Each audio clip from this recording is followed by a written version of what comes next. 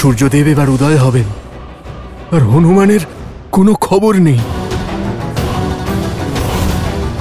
আর না কোনো আশা আছে, না হনুমানের ফেরার বিশ্বাস। এই কার্য এতটাই অসম্ভব। জয় শ্রীরাম।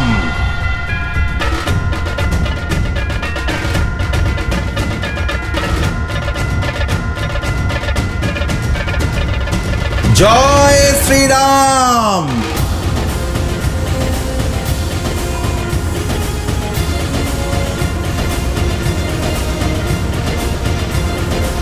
হনুমান,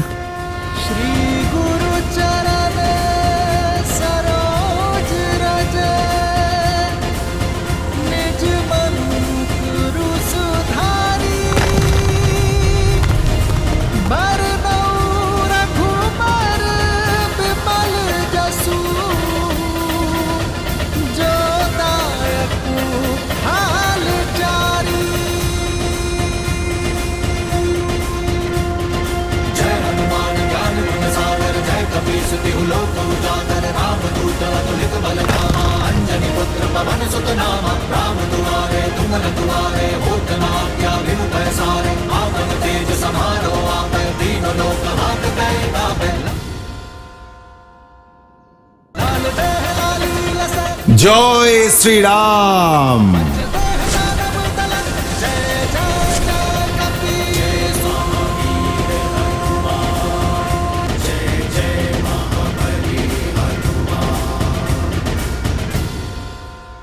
বৈদ্যরাজ, আমায় ক্ষমা করুন।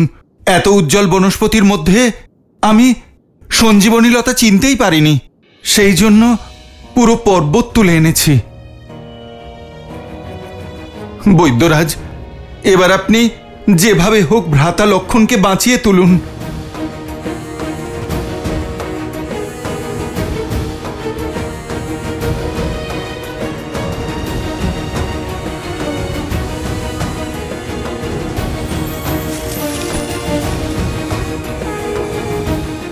প্রভু,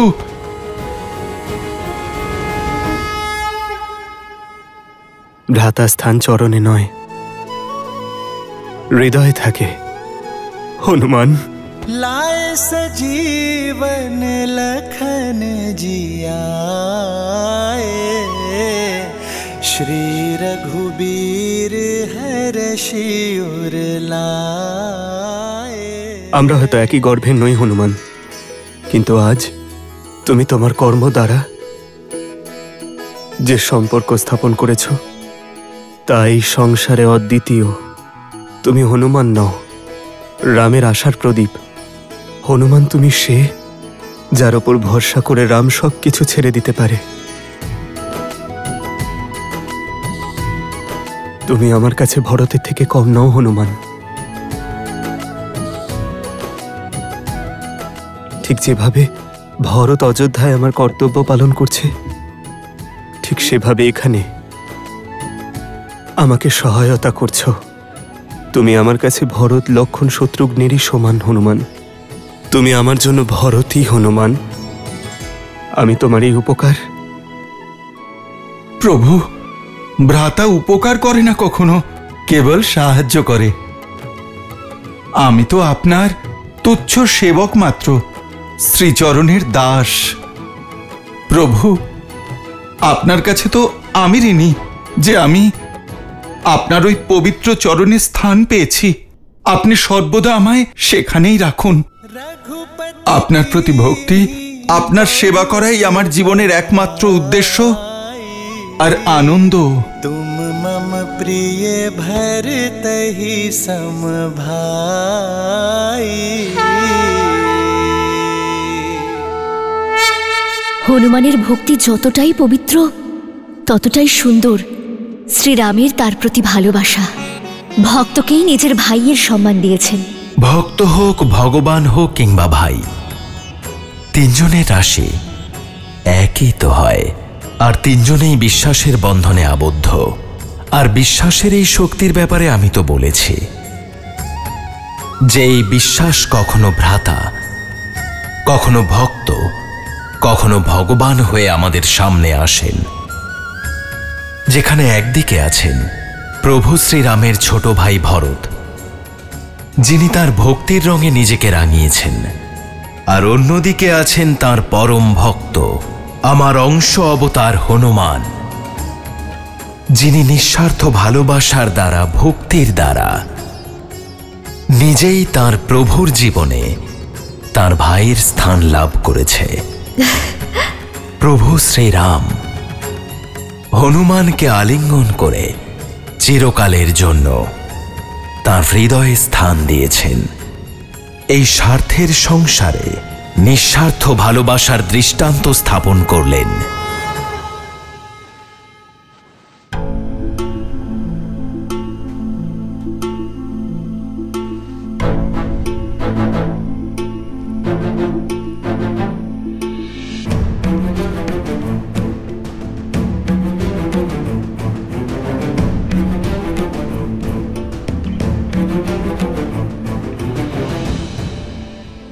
আমি আমার কার্য সম্পন্ন করেছি, এবার শুধু সঞ্জীবনীর অপেক্ষা। আপনার কার্য এখনো সম্পন্ন হয়নি বৈদ্যরাজ। লক্ষণ যা আমার জন্য করেছে, এই বানর বীরেরাও ঠিক তাই করেছে। যারা মূর্ছিত পড়ে আছে, ওদেরও সঞ্জীবনীর উপহার দিন।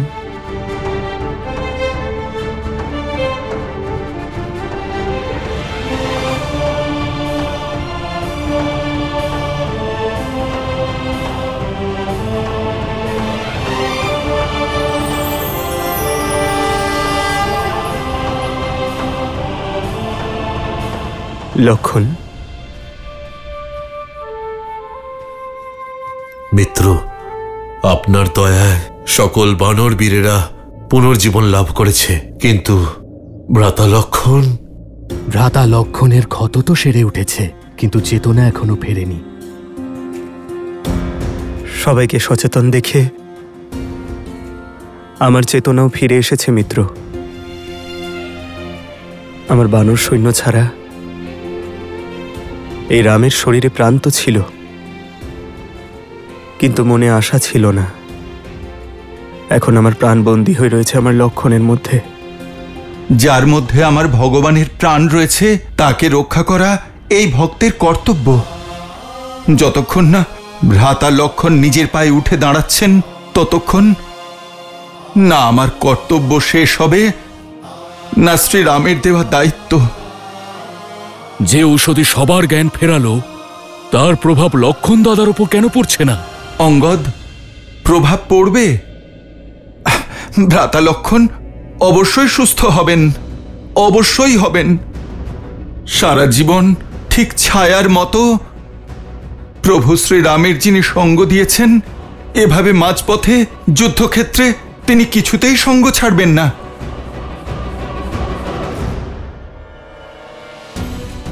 লক্ষণ, যদি তোমার প্রাণ না ফেরে, তবে রামেরও প্রাণ থাকবে না, তবে রামেরও প্রাণ থাকবে না। ওঠো লক্ষণ, ওঠো। তোমার নেত্র খোলো লক্ষণ।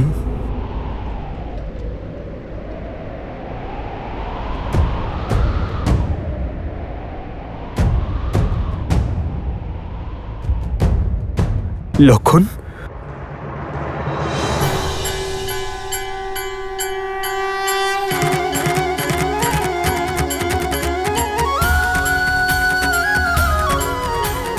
লক্ষণ,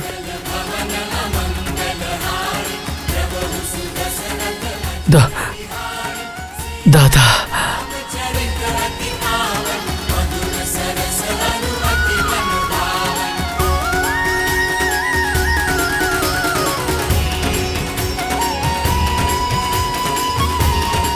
লক্ষণ, দাদা, ওঠো ভাই আমার।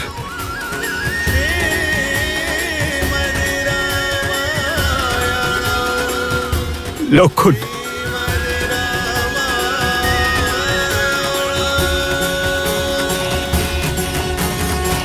আমি ভ্রাতা লক্ষণকে বলেছিলাম, ইন্দ্রজিৎ যে প্রকারে আপনার সন্ধান করছে। রাম, সামনে এসো। অবশ্যই কোনো মহাঘাতক যোজনা নিয়ে এসেছে আপনার জন্য। তাই আপনার আর ইন্দ্রজিতের মাঝে এসে ভ্রাতা লক্ষণ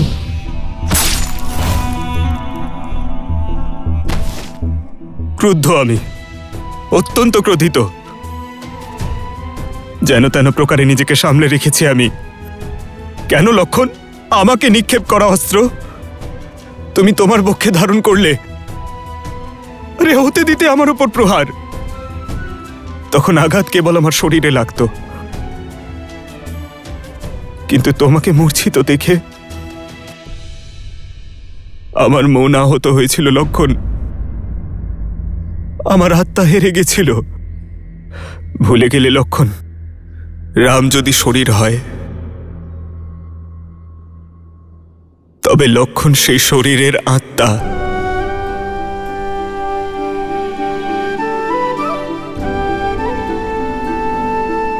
তুমি আহত হয়েছ, তার জন্য আমি ক্ষমা প্রার্থী দাদা, কিন্তু আমি যা করেছি তার জন্য নয়। শুধু একবার নয় দাদা, যদি একাধিকবার তোমার উপরে আঘাত আসে তাহলে সেই আঘাত নিজের ওপর নেওয়ার জন্য আমি সর্বদা প্রস্তুত থাকব। रघुकुल रीत सदा चली आई, प्राण जाए पर वचन न जाई।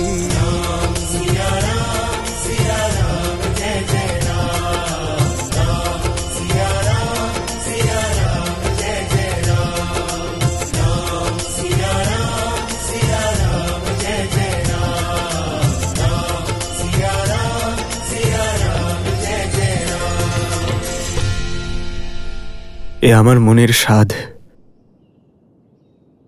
পরের জন্মে তুমি যেন আমার জ্যেষ্ঠ হয়ে জন্ম নাও।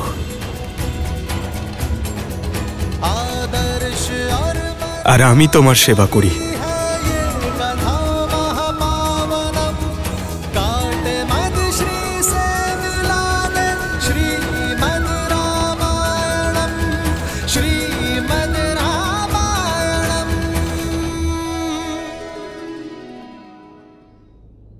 আজ যদি আমরা একে অপরকে আলিঙ্গন করতে পারি,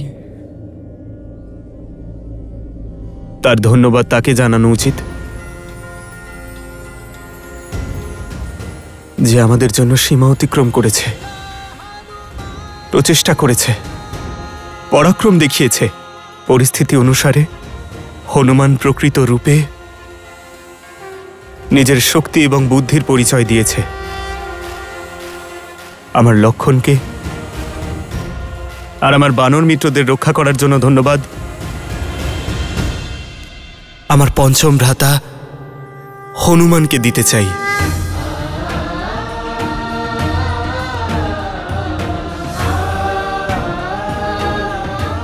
আর এইবারও আমার আনন্দ এবং প্রসন্নতার কারণ হনুমানই।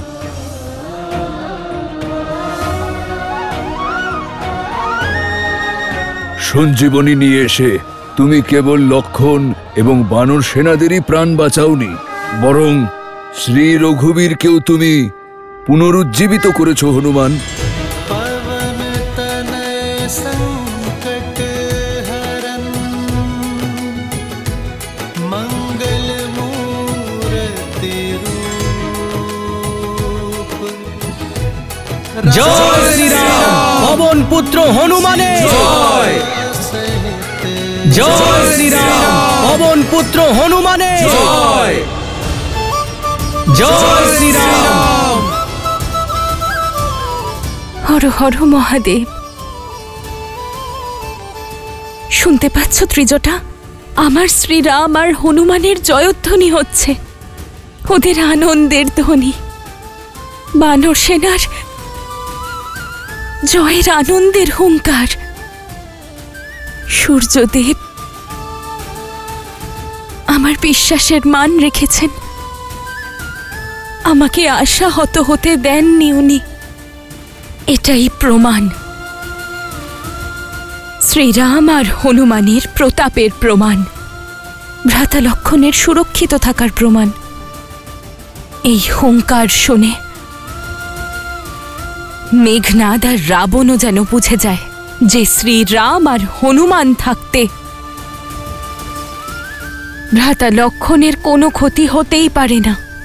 ত্রিজটা, এবার আমার মনে এটা জানার ইচ্ছে হচ্ছে যে পরাজয়ের পরে রাক্ষসরাজ কি করবেন।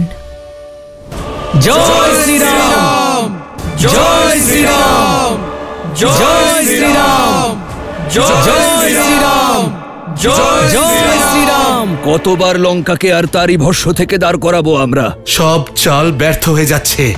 আমাদের সব আঘাতের উত্তর, সব কিছুর প্রতিকার আছে রামের কাছে। সব সমস্যা সীতার অপহরণ থেকে শুরু হয়েছে। আমাদের ওই স্ত্রীকে ফিরিয়ে দেওয়া উচিত, কিংবা তাকে মেরে ফেলা উচিত। মৌন হও, মৌন হও।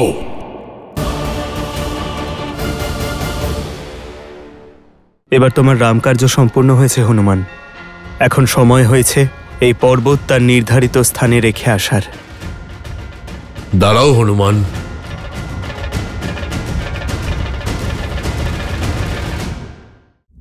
এই মুখ দিয়ে আর সীতার নাম উচ্চারণ করবে না। আশ্চর্য হচ্ছি আমি তোমাদের মূর্খতা দেখে। তোমরা এটা ভেবে ভুল করছো যে এই যুদ্ধ আমি সীতাকে অপহরণ করার কারণে হয়েছে। এই যুদ্ধ নর আর রাক্ষসদের মধ্যে হচ্ছে, সম্মান আর অহংকারের মধ্যে হচ্ছে। ওই নর নিজেকে শ্রেষ্ঠ প্রমাণ করতে চায়, আর সেই সঙ্গে দেবতারা ওকে সুরক্ষা প্রদান করছে আর সাহায্যও করছে। দেবতারা আবার আমাদের সেই নরকে পাঠিয়ে দিতে চায় যেখান থেকে আমি লঙ্কাকে, তোমাদের সবাইকে, সম্পূর্ণ রাক্ষসকুলকে তুলে এনেছি। আজ প্রশ্ন লঙ্কার সম্পত্তি আমাদের গৃহ আর আমাদের প্রাণের নয়। আজ প্রশ্ন আমাদের অস্তিত্বের। আমি লঙ্কেশ দশানন রাবণ রাক্ষসদের মর্যাদা ক্ষীণ হতে দেব না। ওই নরকে জয়ী হতে দেব না। রাক্ষস আমরা হাত পেতে চাইতে জানি না, হাত বাড়িয়ে কেড়ে নিতে পারি। কি চাও তোমরা? সীতাকে ফিরিয়ে দিয়ে ওই বনবাসীর গৌরব বৃদ্ধি করতে চাও? রাবণ শিশুকাল থেকে শিখেছে শুধু জয় লাভ করতে, তা সে শক্তি দিয়ে হোক বা ছলনার দ্বারা। এই সংসারের উপর রাজত্ব করা আমার ভাগ্য, আর আমার ভাগ্যের পথে আমি কাউকে আসতে দেব না। তা সে নর হোক বা বানর হোক বা কোনো দেবতা, কিংবা ওই নর যে নিজেকে নারায়ণ বলে, সেও যদি আমার পথের কাঁটা হয় তাহলে ওকেও শাস্তির জন্য প্রস্তুত থাকতে হবে। যে রাম নামের জয়ধ্বনি তোমাদের আত্মবিশ্বাস নষ্ট করে তোমাদের ভীত করে তুলেছে, দেখবে কিভাবে ধীরে ধীরে আমি ওর আত্মবিশ্বাস চূর্ণ বিচূর্ণ করে দিই। আমার প্রহার ওর ওপর নয়, বরং ওই মর্কট সেনাদের অন্ধবিশ্বাসের উপর হবে। আজ যারা ওর নামে জয় জয়কার করছে, কাল তারাই ওকে ধিক্কার জানাবে।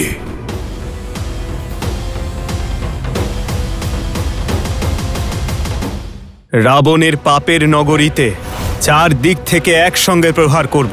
শ্রীরাম! এই যে বৌঠানের কণ্ঠস্বর। শ্রীরাম! শ্রীরাম!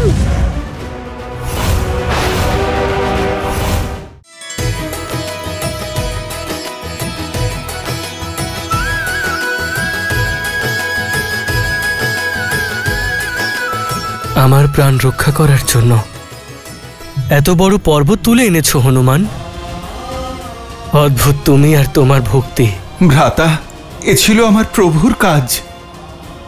যদি প্রয়োজন হতো তাহলে আমি দেবলোককেও এই পৃথিবীতে স্থাপন করতাম। এবার তোমার রামকার্য সম্পূর্ণ হয়েছে হনুমান। এখন সময় হয়েছে এই পর্বত তার নির্ধারিত স্থানে রেখে আসার।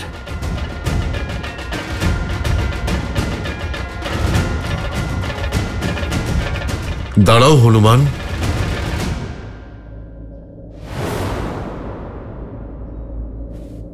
হনুমান আপনার প্রতি ভক্তি ভরে কোনো প্রশ্ন না করেই সর্বদা রাম কাজে মগ্ন থাকে। কিন্তু ক্ষমা করবেন মিত্র, আমার বানর মন এই কাজের গুরুত্ব বুঝতে পারছে না। এই সঞ্জীবনী গোটা যুদ্ধে আমাদের সম্বল হয়ে উঠতে পারে, আমাদের সৈনিকদের প্রাণ রক্ষা করতে পারে। তাহলে এই যুদ্ধ বীরেদের নয়, কাপুরুষদের হবে মিত্র। নিয়তি এবং ভাগ্যের বিরুদ্ধে হবে। আর সব থেকে বড় কথা, মাতৃ সমান প্রকৃতিকে অসম্মান করা হবে। সমুদ্র হোক, পর্বত হোক বা মানব, সঞ্জীবনী হোক বা বনস্পতি, প্রকৃতি এই সব কিছুর স্থান প্রয়োজনীয়তার ভিত্তিতে নির্ধারিত করেছে, যাতে আমরা প্রয়োজন অনুযায়ী সবকিছু ব্যবহার করতে পারি। কিন্তু তা অপচয় যেন না করি, শোষণ যেন না করি।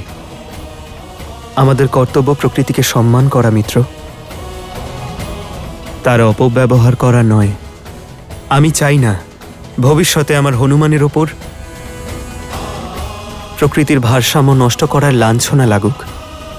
আর এমনিতেও উদ্দেশ্য সাধন হলে প্রাণও স্বয়ং পরমাত্মার সঙ্গে মিলিত হয়, তাই এরও ফিরে যাওয়া উচিত।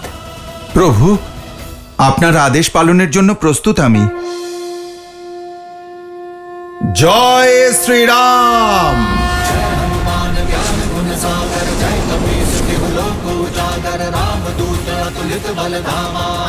पुत्र पवन सुत नामा राम दुआरे तुम रखवारे होत न आज्ञा बिनु पैसारे आपन तेज संहारो आपे तीन लोक हाथ कै कापे।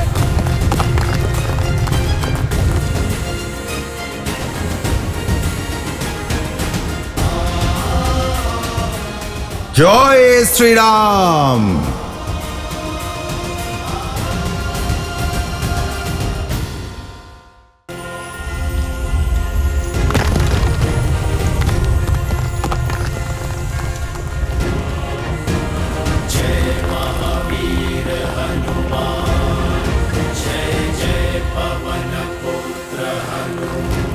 হনুমান, আপনি কি এটিকে পুনরায় হিমালয়ে নিক্ষেপ করবেন? হ্যাঁ বিভীষণ মশাই, এটি খুঁজে বার করার জন্য আমায় যেতে হয়েছিল।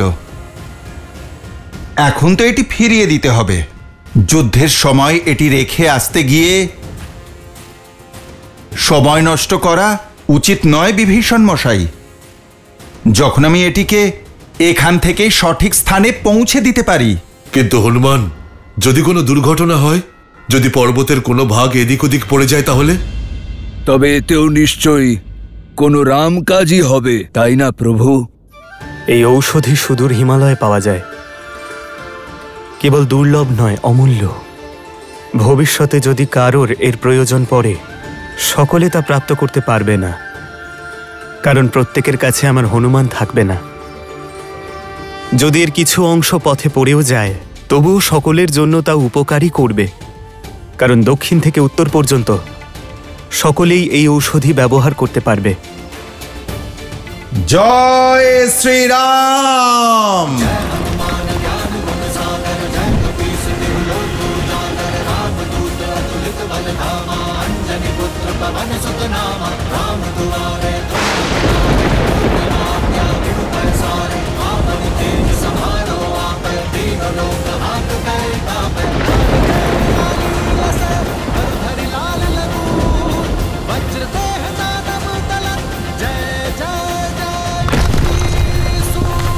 জয় শ্রীরাম, জয় শ্রীরাম, জয় শ্রীরাম, জয় শ্রীরাম। অদ্ভুত আমার রামের আয়ন।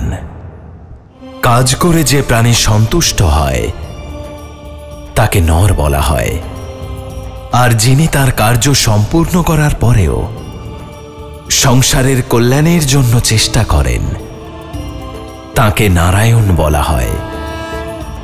যেমন আমার প্রভু শ্রীরাম উত্তর থেকে সুদূর দক্ষিণ পর্যন্ত এই পথে যাত্রা করেছেন প্রভু শ্রীরাম, তাই এই পথের কাছে ঋণী তিনি, যা তিনি শোধ করেছেন।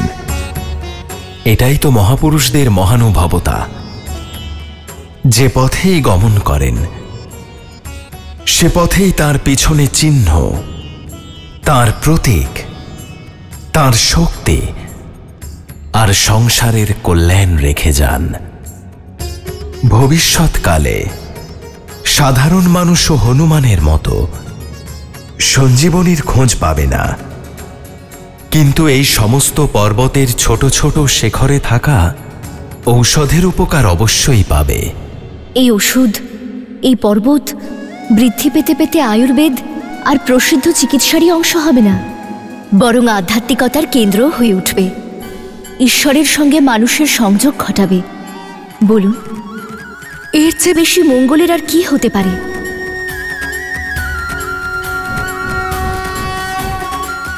এই পর্বত তো নতুন রূপ ধারণ করেছে, কিন্তু এই পর্বতকে নিয়ে রাবণের মনস্কামনা কি পূরণ হবে? যখন কেউ ধর্ম আর নিয়তির বিরুদ্ধে যুদ্ধ করে, যখন কোনো প্রাণী মর্যাদার সীমা লঙ্ঘন করতে উদ্গ্রীব হয়ে ওঠে, তখন তার কর্ম আর পরিণাম ভয়াবহ হয়ে ওঠে। যার উদাহরণ হল রাবণের কর্ম। রাবণের কর্ম ক্ষমার অযোগ্য, আর তার পরিণাম তার বিনাশের কারণ হবে। ওম হ্রিম নিকুম্ভলে শত্রুস্তম্ভ্যবাদ্য ফট।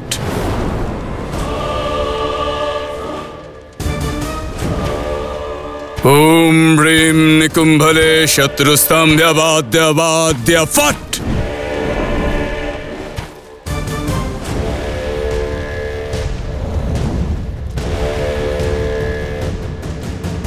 কে আমার যজ্ঞ ভঙ্গ করার দুঃসাহস দেখালো? সে যার জন্য তুমি এই সাধনা করছো। পিতা,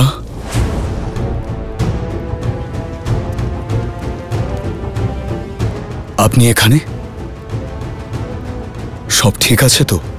না পুত্র, ওই বনবাসীর ভাই পুনরায় জীবিত হয়েছে, আর ওই মর্কট সেনারা তাদের মনোবল ফিরে পেয়েছে।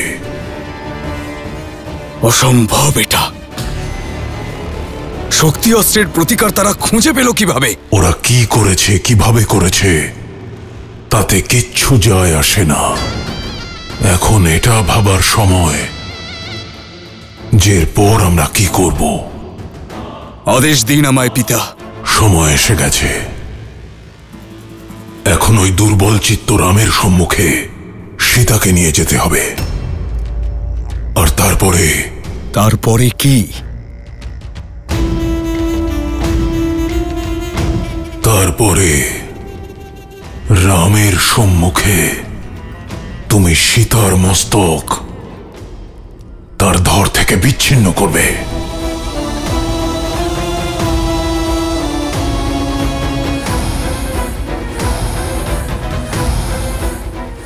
পিতা। হ্যাঁ পুত্র, এবার সীতার মৃত্যু ওই বিশ্বাস আর উদ্দেশ্যকে শেষ করে দেবে যার জন্য রাম যুদ্ধ করছে।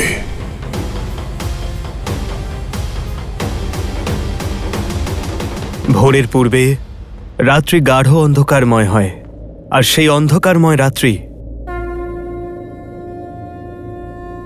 হনুমানের কারণে শেষ হয়েছে। কিন্তু এখনো প্রতিটি মুহূর্ত কঠিন হতে থাকবে। আমাদের শৌর্য উদিত সূর্যের তেজের মতো প্রতি মুহূর্তে বৃদ্ধি করতে হবে। যত শৌর্য দেখিয়েছ তার চেয়ে অধিক সাহস দেখাতে হবে। এই পরাজয় রাবণের সম্মানের প্রতিঘাত, যার প্রত্যুত্তর সে ক্রোধ এবং নিষ্ঠুরতার সঙ্গে দেবে। বানর বীরেরা প্রস্তুত থেকো, কারণ যে কোনো মুহূর্তে অনিষ্ট ঘটতে পারে। সকল সেনাপতিগণ নিজেদের দলের সঙ্গে লঙ্কার প্রতিটি দ্বারে অপেক্ষা করবে। রাবণের পাপের নগরীতে 4 দিক থেকে একসঙ্গে প্রহার করব। আজ্ঞার পালন হবে। আজ্ঞার পালন হবে শ্রীরাম।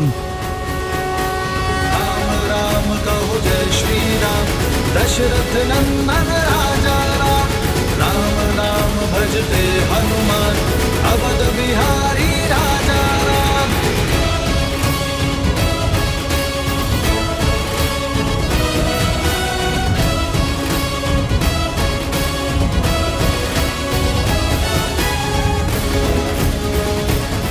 শ্রীরাম,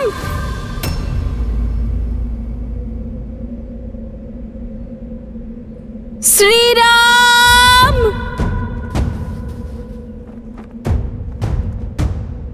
দাদা, এই যে বৌঠানের কণ্ঠস্বর। হ্যাঁ,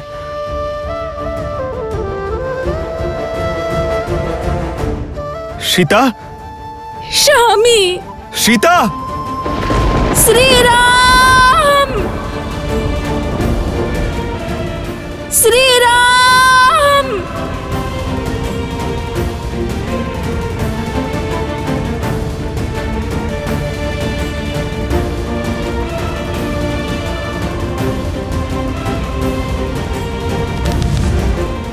শ্রীরাম,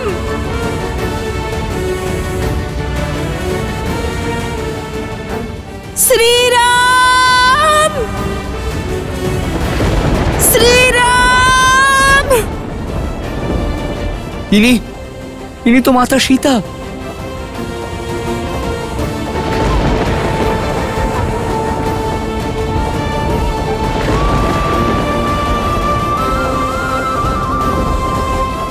মাতা, স্বামী।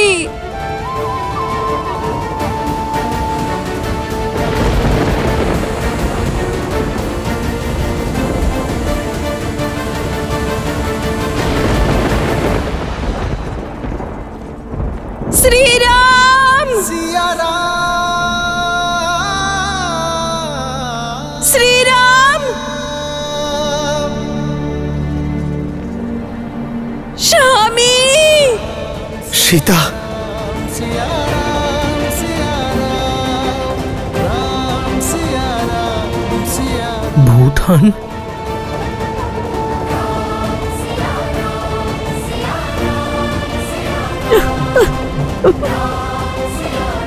মনে হচ্ছে রাবণ মাতা সীতাকে ফিরিয়ে দেওয়ার সিদ্ধান্ত নিয়ে ফেলেছেন।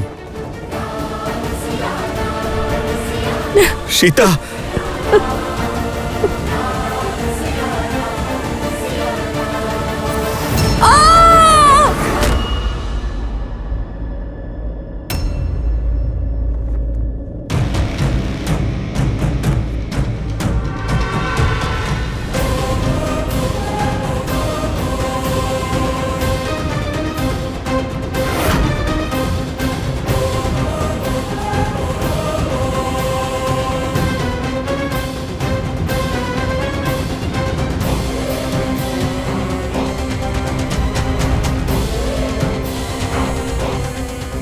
মেঘনাদ, এই সময় তোমায় উত্তর দেওয়ার নয়, তোমার দাদা রামকে সংবাদ দেওয়ার। রাম, দেখো, আমার পিতার পক্ষ থেকে আমি তোমার জন্য উপহার এনেছি। এরই প্রতীক্ষায় ছিলে তো তুমি। এরই জন্য বানরদের একত্রিত করেছ, এরই জন্য সমুদ্র পার করেছ, এরই জন্য লঙ্কাকে জ্বালিয়েছ, আর এরই জন্য আমার ভাইয়েদের আর কাকাকে হত্যা করেছ তুমি। কিন্তু আমার পিতার হৃদয় অনেক উদার। ওনার মনে হয়েছে এতদিনে অনেক মূল্য দিয়েছ তোমরা, ওকে সেই কারণেই তোমায় ফেরত দিয়ে দেওয়া উচিত। তো বলো রাম, তুমি কি প্রস্তুত নিজের সীতাকে গ্রহণ করার জন্যে?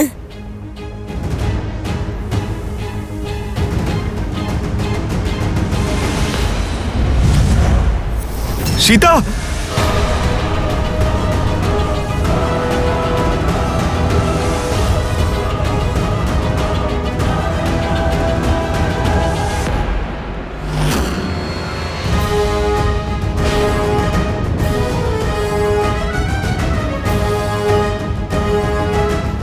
শ্রীরাম! এতেই ভয় পেয়ে গেলে? তাহলে সীতার বিনাশের কষ্ট কিভাবে সহ্য করবে রাম?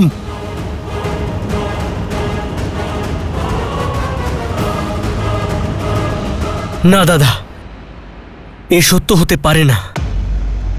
এই দুষ্ট নিশ্চয়ই আমাদের মায়ার সাহায্যে ছলনা করার চেষ্টা করছে। হ্যাঁ লক্ষণ, ওর রূপ সীতার মতো হতে পারে, কিন্তু ভাব এবং স্বরূপ নয়। আচ্ছা, বিশ্বাস হচ্ছে না? তাহলে ঠিক আছে, নিজের চোখেই দেখো। দেখো আমি কিভাবে তোমাদের সকলের সামনে সীতাকে মৃত্যু পুরীতে পাঠিয়ে দিই।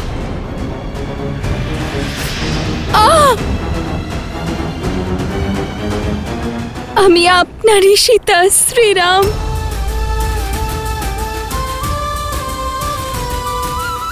লঙ্কার এই পাপ রাজ্যে আমার প্রেমের পুণ্যই আমার সম্বল ছিল। যখন এই দুষ্ট আমাকে যুদ্ধভূমির দিকে নিয়ে আসছিল, তখন আমার মনে ভয় নয়, বিশ্বাস ছিল, আস্থা ছিল আপনাদের উপর। যুদ্ধভূমিতে অসুরদের সংহার করেছে যে বানর সেনা, তাকে ধন্যবাদ। আমার শ্রীরামের সংবাদ আমার কাছে পৌঁছে দিয়েছে যে হনুমান আমার নিভে যাওয়া আশার আলোকে আবার প্রজ্বলিত করেছে যে হনুমান, তাকে ধন্যবাদ।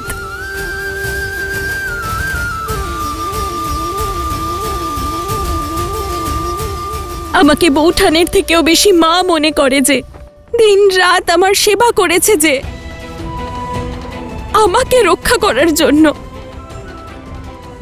লক্ষণ রেখা অঙ্কন করেছে যে, আমার ভ্রাতা লক্ষণ আমার অপমানের বিরুদ্ধে রুখে দাঁড়াবার জন্য ধন্যবাদ। বৌঠান,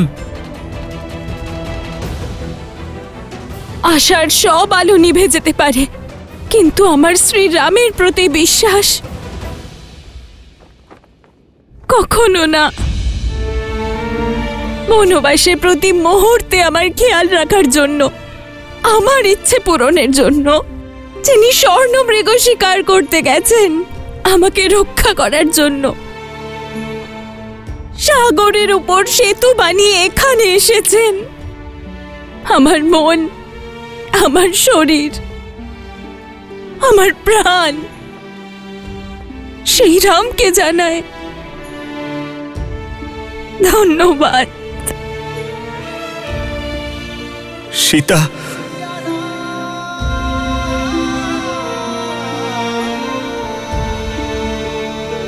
হয়তো নিয়তির লিখন এটাই আর্য। যদি আমি স্বর্ণমৃগের জন্য জেদ না করতাম, যদি আমি লক্ষণ রেখা অতিক্রম করার পাপ না করতাম, তাহলে আমার জন্য আপনাদের এই যুদ্ধের শাস্তি ভোগ করতে হতো না।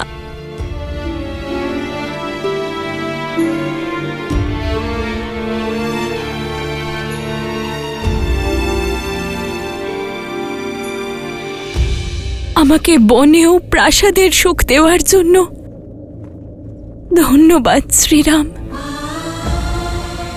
বনবাসকেও বৈকুণ্ঠবাস বানানোর জন্য ধন্যবাদ শ্রীরাম। সব বাধা অতিক্রম করে এইখানে আসার জন্য ধন্যবাদ শ্রীরাম। আপনার অন্তিম দর্শনের সুযোগ দেওয়ার জন্য ধন্যবাদ শ্রীরাম।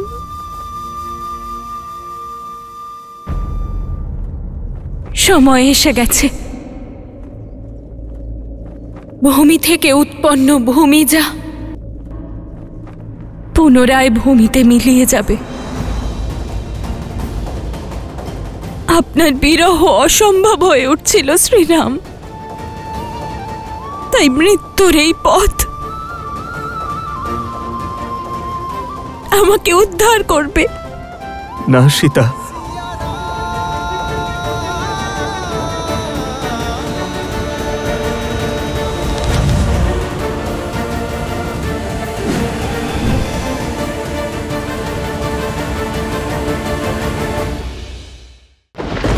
শ্রীরাম! মাতা! ইন্দ্রজিৎ!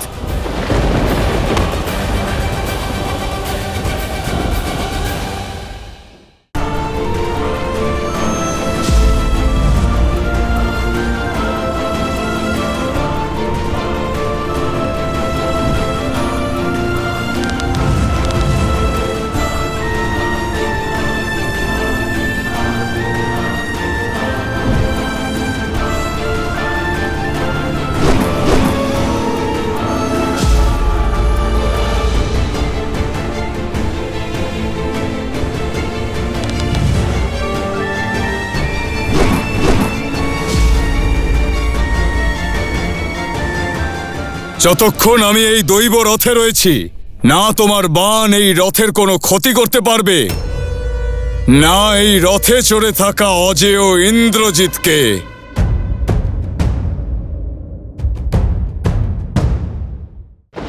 শ্রীরাম! মাতা! ইন্দ্রজিৎ! মাতা!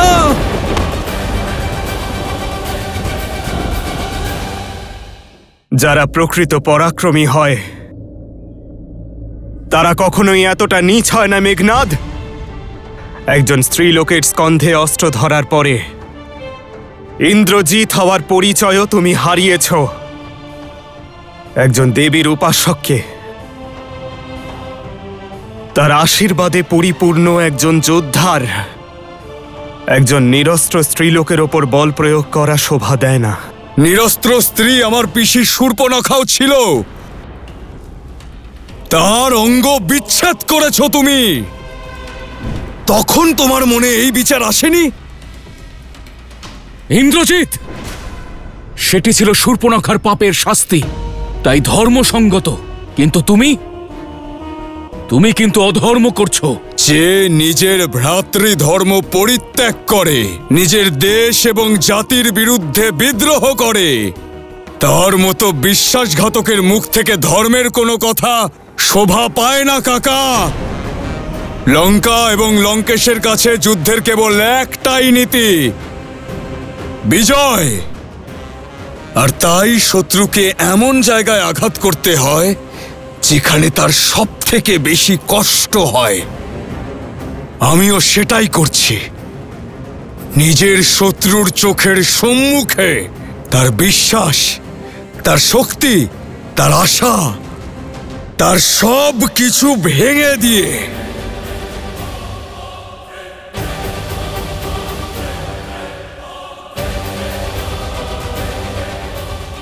শ্রীরাম!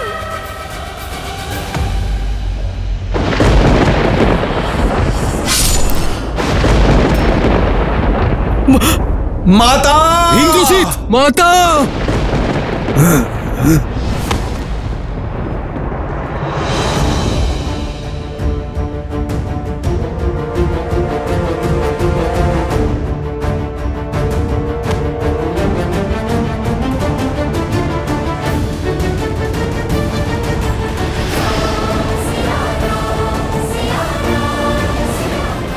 দাদা, দাদা,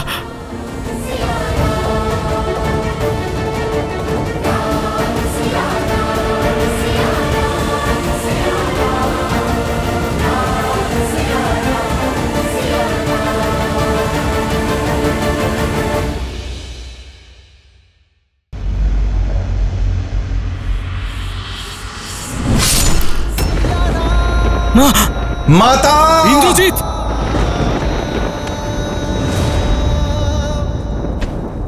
দাদা, দাদা,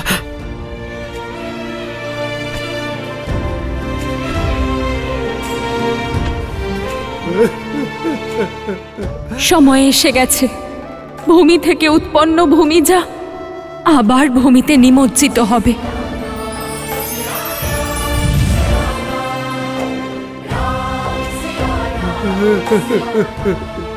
এবার সীতার মৃত্যু সেই বিশ্বাস আর উদ্দেশ্যকে শেষ করে দেবে যার জন্য রাম যুদ্ধ করছে।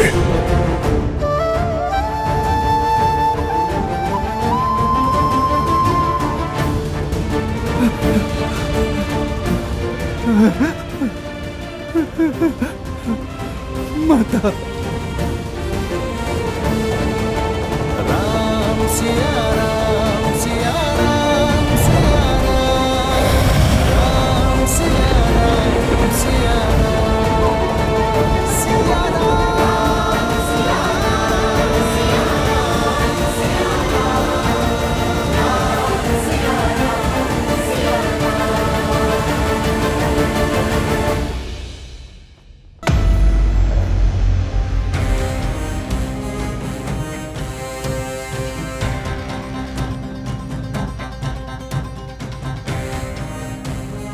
অদ্ভুত। আমার ইন্দ্রজিতের শপথ কেমন লাগছে?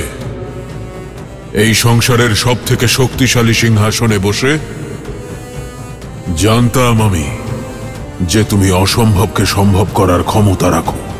তুমি এই সিংহাসনে বসার যোগ্য। আপনার বিশ্বাস যথার্থ পিতা। আমার এক ফুৎকারে রাম এবং তার সেনাদের উদ্দেশ্য আর তাদের সমস্ত আশার প্রদীপ নিভে গেছে। এখন সময় ফুৎকারের নয়, হুঙ্কারের। রাম আর তার মর্কট সেনাদের মনোবল তুমি ভেঙে দিয়েছ।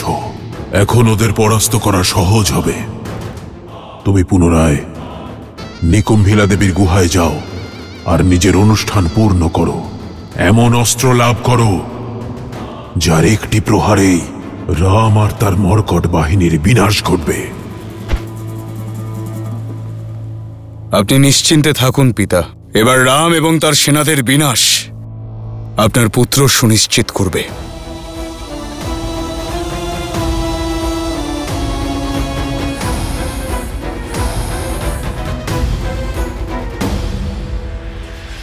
যা আজ পর্যন্ত মানতে পারিনি সেটা আজ জানতে পারলাম। বিশ্বাস হলো যে তুমি তোমার পিতার পুত্র লঙ্কেশের ইন্দ্রজিৎ। আমার মেঘনাদ নও তুমি, নও তুমি আমার মেঘনাদ। মন্দোদরী,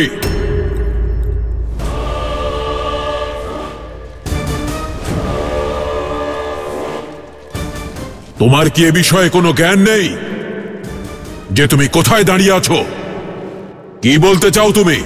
আজ আমি এটাই জানতে পারলাম লঙ্কেশ, নিজেকে জয়ী প্রমাণ করার জন্য শুধু আপনিই নন, আপনার পুত্রও মর্যাদার সমস্ত সীমা উল্লঙ্ঘন করতে পারে। তুমি নিজের মর্যাদার সীমা লঙ্ঘন করো না। আমার পুত্র আর তার বিজয়ের পথে বাধা হয়ো না। এটা জানা সত্ত্বেও এই মায়ের দুটো চোখ নিজের সন্তানকে অন্তিমবার দেখছে। মন্দোদরী, ভুলে যেও না যে তুমি এক মাতা। যদি নিজের পুত্রকে বিজয়ী হওয়ার আশীর্বাদ দিতে না পারো তাহলে অভিশাপও দিও না।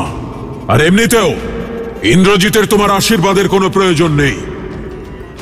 যাও পুত্র, কারোর থাক বা না থাক, আমার তোমার উপর পূর্ণ বিশ্বাস আছে যে এবারেও তুমি রাম আর তার মর্কট সেনাদের পরাস্ত করবে। যাও আর পূর্ণ করো নিজের যজ্ঞ। বিজয়ী হও। মেঘনাদ,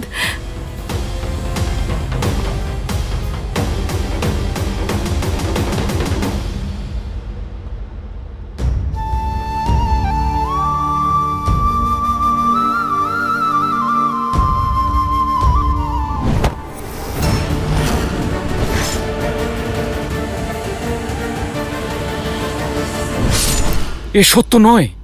এ মিথ্যা, এ হলো ভ্রম।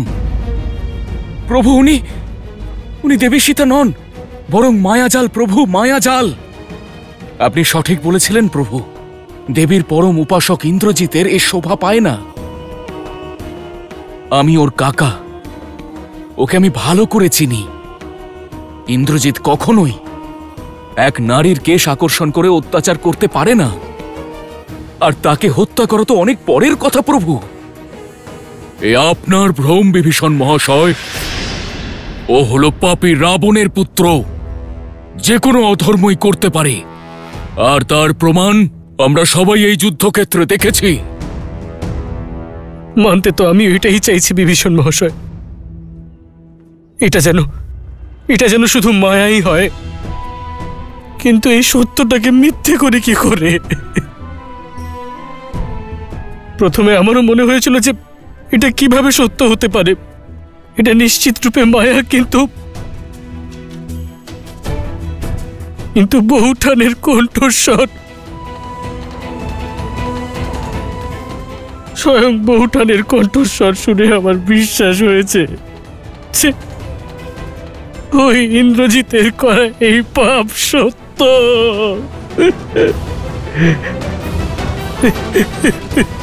ভ্রাতা লক্ষণ, ইন্দ্রজিৎ মায়ার দ্বারা দেবী সীতার শুধু রূপ নয়, ওনার স্বরূপ এবং অনুভূতিকে নিজের মধ্যে সম্মিলিত করেছে। আর আপনিও ভাবুন প্রভু, যে রাবণ মাতা সীতার জন্য এত যোদ্ধাকে উৎসর্গ করেছে, ভাইকে মৃত্যুর মুখে ঠেলে দিয়েছে, নিজের সন্তানকে হারিয়েছে, সে কি এভাবে মাতা সীতাকে হত্যা করবে? না প্রভু, না। আমি ছোট থেকেই নিজের ভ্রাতাকে জানি, ভ্রাতা রাবণ নিজের প্রাণ দেবেন, কিন্তু মাতা সীতার কোনো ক্ষতি হতে দেবেন না।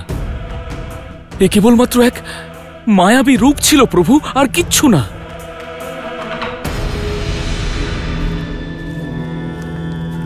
সীতা, সীতা, সীতা, সীতা,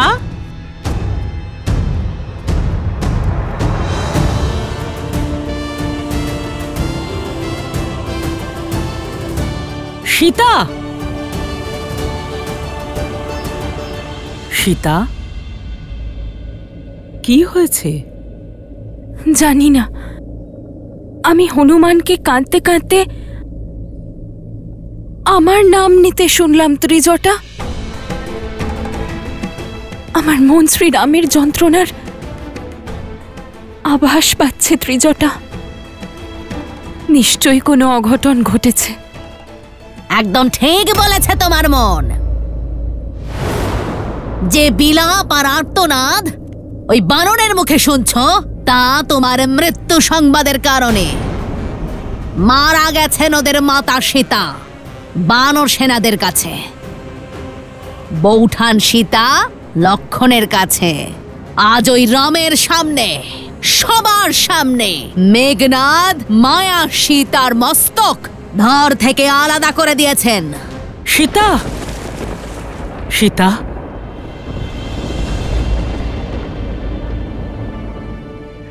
আজ ওনার সম্মুখে যে ঘটনা ঘটেছে তা দেখে কতই না কষ্ট পেয়েছেন আমার শ্রীরাম।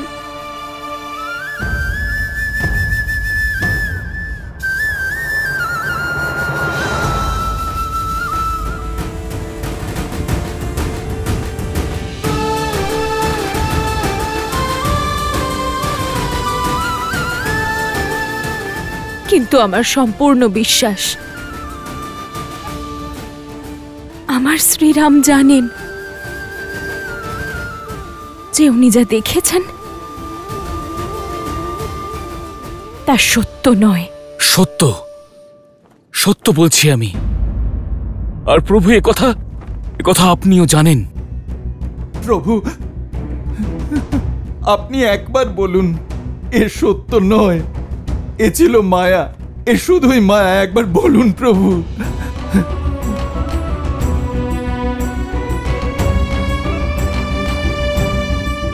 হ্যাঁ দাদা, যখনই আমরা মায়ার মায়াজালে ফেঁসেছি তখন তুমিই আমাদের পথ দেখিয়েছ। তোমার মনে আছে, তারকার পুত্র মারীচ আর সুবাহুও আমাদের মায়ের রূপ ধারণ করে আমাদের ভ্রমিত করতে এসেছিল। তখন তুমি ওদের মায়া বুঝতে পেরেছিলে। ইন্দ্রজিতের প্রত্যেকটা মায়ার প্রতিকার তুমি খুঁজে বের করেছো দাদা। আমার সম্পূর্ণ বিশ্বাস যে এইবারও তুমি এই মায়াকে অবশ্যই দেখেছো। একবার বলো না দাদা, একবার বলো যে এই সবকিছু মায়া ছিল। প্রভু, আপনি আমাদের শক্তি, আমাদের সম্বল, আর আপনাকে ভেঙে পড়তে দেখলে আমাদের মনোবলও ভেঙে পড়বে। আপনি মৌন থাকবেন না প্রভু, সবাইকে বলুন যে সত্য কি।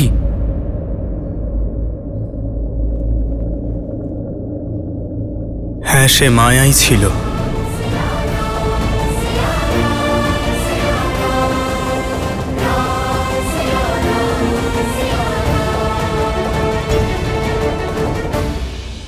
আজ আপনি অত্যন্ত নিকৃষ্ট কাজ করেছেন। আপনি মেঘনাথকে দিয়ে এক মহা পাপ করিয়েছেন লঙ্কেশ। এখন আমার ভয় করছে, যদি বাসুকীর অভিশাপ ফলপ্রসূ হয় তখন। নাগরাজ বাসুকী, তোমাকে এই অভিশাপ দিচ্ছি, যেভাবে তোমার পিতার আদেশে আমার প্রজারা নিহত হচ্ছে, সেভাবেই তুমিও তোমার পিতার আদেশেই একদিন মৃত্যু লাভ করবে। এক ভয়ার্ত নারীর থেকে এমন কটু শব্দই প্রত্যাশা করেছিলাম আমি যা করছি তা নিকৃষ্ট কাজ নয়, রণনীতি। নিকৃষ্ট কাজ সেটা যেটা বিভীষণ লঙ্কার বীরেদের সঙ্গে করছে। আপনার আদেশের কারণে মেঘনাথ যে মহা পাপ করল লঙ্কেশ, তা মায়া হলেও তবু এক নারী রূপকে নির্মমভাবে হত্যা করার মহা পাপ করল সে। আপনার পরবর্তী আদেশ ওর মৃত্যুর কারণ না হয়ে ওঠে লঙ্কেশ।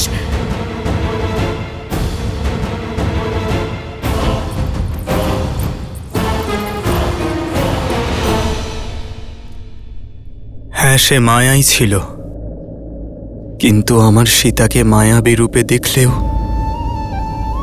প্রতিশোধের বলি রূপে দেখা অসহনীয় ছিল।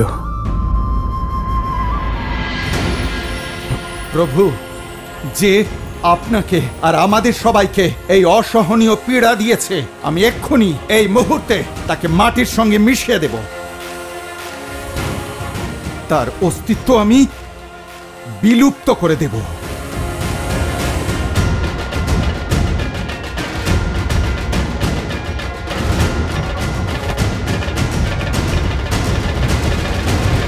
সঠিক বলেছ তুমি হনুমান। সংহার আবশ্যক। ইন্দ্রজিৎ তার কর্ম দ্বারা তার মৃত্যুর পথ নিজে নির্ধারিত করেছে। নীতি আর শাস্ত্র অনুসারে এই মায়ার অপব্যবহার করে ও নিজের সব তপস্যার শক্তি হারিয়ে ফেলেছে। ইন্দ্রজিৎ অজেয় থেকে পরাজয়ের দিকে অগ্রসর হয়েছে। তাহলে ওকে বধ করার সৌভাগ্য আমাকে প্রদান করুন। না প্রভু, ওই দুষ্টকে শাস্তি আমি দেব। প্রভু, মেঘনাথ যে যন্ত্রণা আমাদের দিয়েছে, আমরাও তাকে সেই একই যন্ত্রণা দিতে চাই। শান্ত হও, আর এই ক্রোধকেই তোমাদের অস্ত্র মনে করো, দুর্বলতা নয়। যাই হোক না কেন, এ যেন কম না হয়। ইন্দ্রজিতের সম্মুখীন হওয়ার জন্য এই ভাবই আমাদের শক্তি হবে। ক্রোধ আর কষ্ট আমার ভেতরে আগুন হয়ে দাউ দাউ করে জ্বলছে। এবার আমাদের আজ্ঞা দিয়ে এই আগুনকে ওই ইন্দ্রজিতের অস্তিত্ব জ্বালাতে দাও দাদা। তোমার অনুজকে ওই পাপীকে শাস্তি দেওয়ার অনুমতি দাও দাদা। এই হলো সত্যিকারের ভালোবাসা। শ্রীরাম জানতেন যে এটা আসল সীতা নয়, তাও ওই রূপেও সীতার কষ্ট দেখে, তার অপমান দেখে উনিও কষ্ট পেলেন। কষ্ট তো পাওয়ারই কথা, কারণ যাকে আমরা সত্যিই ভালোবাসি সে যদি কখনো কষ্ট পায় তখন কষ্ট পাওয়া তো স্বাভাবিক। তাই এই ঘটনা সত্যের মতো ওনার মনে গেঁথে গেছে, আর উনি হয়ে উঠবেন মেঘনাদের বিনাশের কারণ। কারণ যতই মায়ারূপে হোক, কিন্তু একজন নারীর সঙ্গে অসম্মানজনক ব্যবহার করা জঘন্যতম অপরাধ, পাপ। সময় হয়েছে দেবে শ্রীরামের শক্তি ধ্বংস করতে চাওয়া রাবণের সম্বলকে বিনাশ করার। ওনার সবচেয়ে প্রিয়, সবচেয়ে শক্তিশালী অস্ত্র, ওনার পুত্র মেঘনাদকে ওনার কাছ থেকে কেড়ে নেওয়ার, শ্রীরামের বিজয় রথের চাকায় রাবণের অহংকার চুরমার করে দেওয়ার। আপনি মেঘনাথকে দিয়ে এক মহাপাপ করিয়েছেন লঙ্কেশ। এখন আমার ভয় করছে, যদি বাসুকীর অভিশাপ ফলপ্রসূ হয় তখন।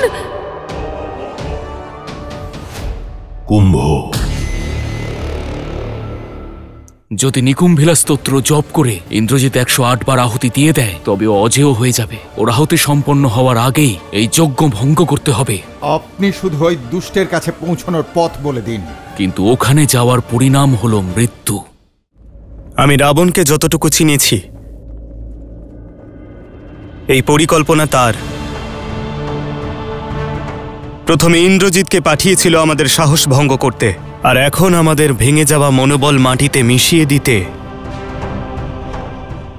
ও নতুনভাবে প্রহার করবে। ইন্দ্রজিৎকে পরবর্তী উদ্দেশ্যে অবশ্যই পাঠিয়ে দিয়েছে সে। সঠিক বলেছেন প্রভু, ইন্দ্রজিৎ অবশ্যই নিকুম্ভিলা দেবীর যজ্ঞ শুরু করে দিয়েছে।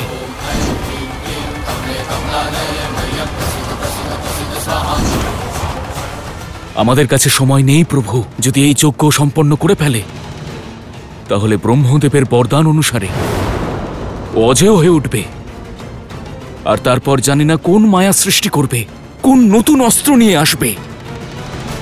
অর্থাৎ আমাদের ওর পুজো আটকাতে হবে, ওর অনুষ্ঠান ভঙ্গ করতে হবে।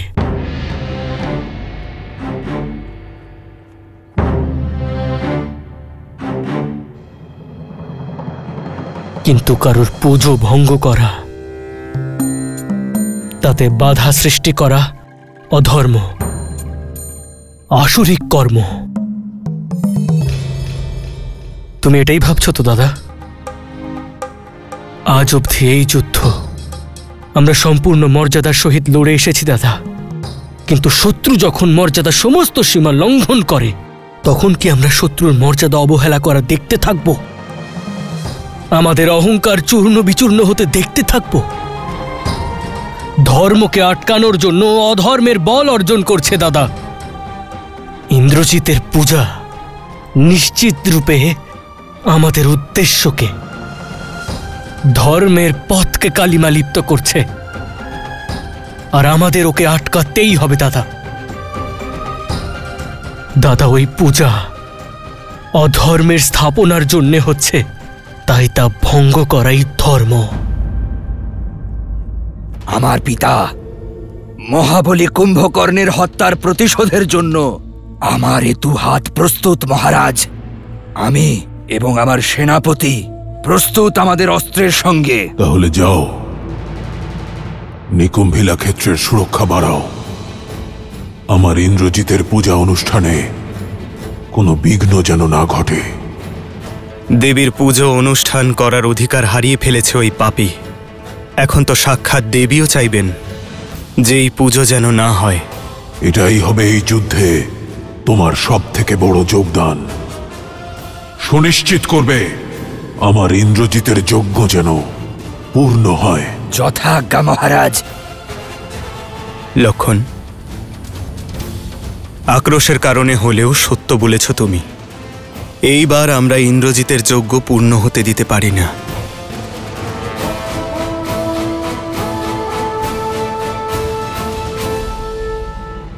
যদি নিকুম্ভিলা স্তোত্র জপ করে ইন্দ্রজিৎ 108 বার আহুতি দিয়ে দেয় তবে ও অজেয় হয়ে যাবে। ওর আহুতি সম্পন্ন হওয়ার আগেই এই যজ্ঞ ভঙ্গ করতে হবে। আপনি শুধু ওই দুষ্টের কাছে পৌঁছানোর পথ বলে দিন। কিন্তু ওখানে যাওয়ার পরিণাম হলো মৃত্যু। ওম হ্রিম নিকুম্ভলে সর্বশত্রুস্তম্ভ্যাপাদ্যাবাদ্য ফট। ওম হ্রিম নিকুম্ভলে শত্রুস্তম্ভ্যাপাদ্যাবাদ্য ফট।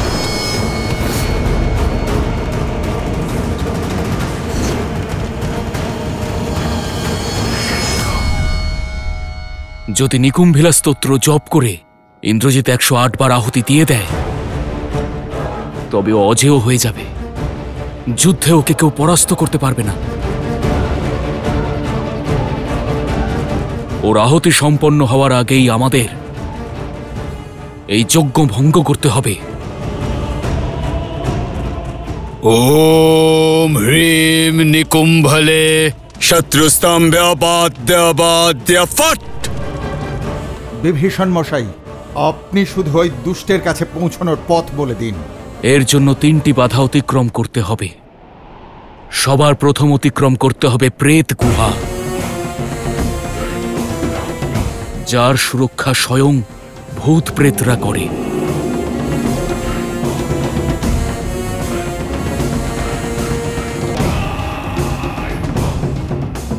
দ্বিতীয় বাধা বলো।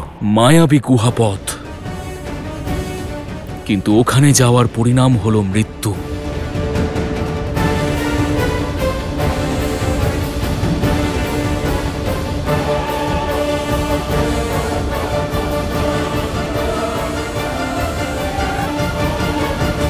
আপনি শুধু ওই দুষ্টের কাছে পৌঁছানোর পথ বলে দিন। এর জন্য 3টি বাধা অতিক্রম করতে হবে। সবার প্রথম অতিক্রম করতে হবে প্রেত গুহা, যার সুরক্ষা স্বয়ং ভূত প্রেতরা করে।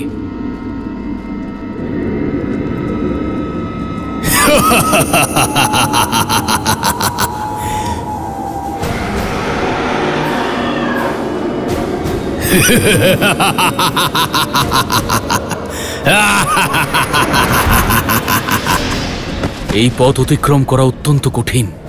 এই প্রেতরা অস্ত্র দ্বারা দেহে নয়, হয় তারা মনে প্রহার করে, আর যারা ভেতরে প্রবেশ করে তাদের ভীত ও সন্ত্রস্ত করে তোলে। পিশাচদের বিনাশকারী মহাবীর,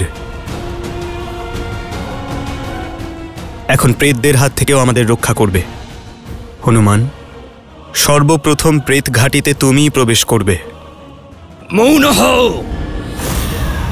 আমরা মহাবলী লঙ্কেশের সেনা কুমার ইন্দ্রজিৎকে সুরক্ষা দিতে এসেছি। পথ দেখাও। বিভীষণ, দ্বিতীয় বাধা বলো।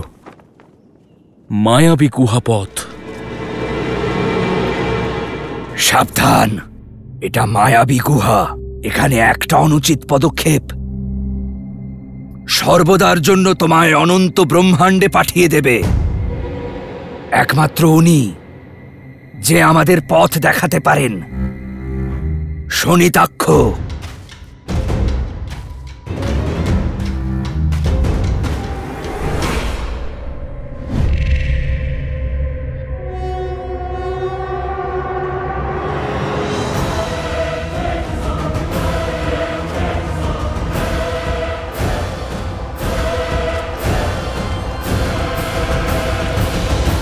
মায়ারূপী অন্ধকার যখন পাখা মেলে তখন জ্ঞানরূপী প্রকাশী পথ দেখায়।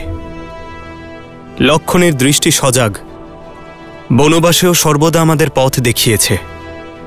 লক্ষণ, মায়ারূপী গুহার হাত থেকে তুমিই রক্ষা করবে, তুমিই সেখানে নেতৃত্ব প্রদান করবে। বিভীষণ, তৃতীয় বাধা বলো। অন্তিম বাধা তো সবচেয়ে কঠিন হবে প্রভু। সেই বাধা অতিক্রম করার দায়িত্ব আমায় দিন।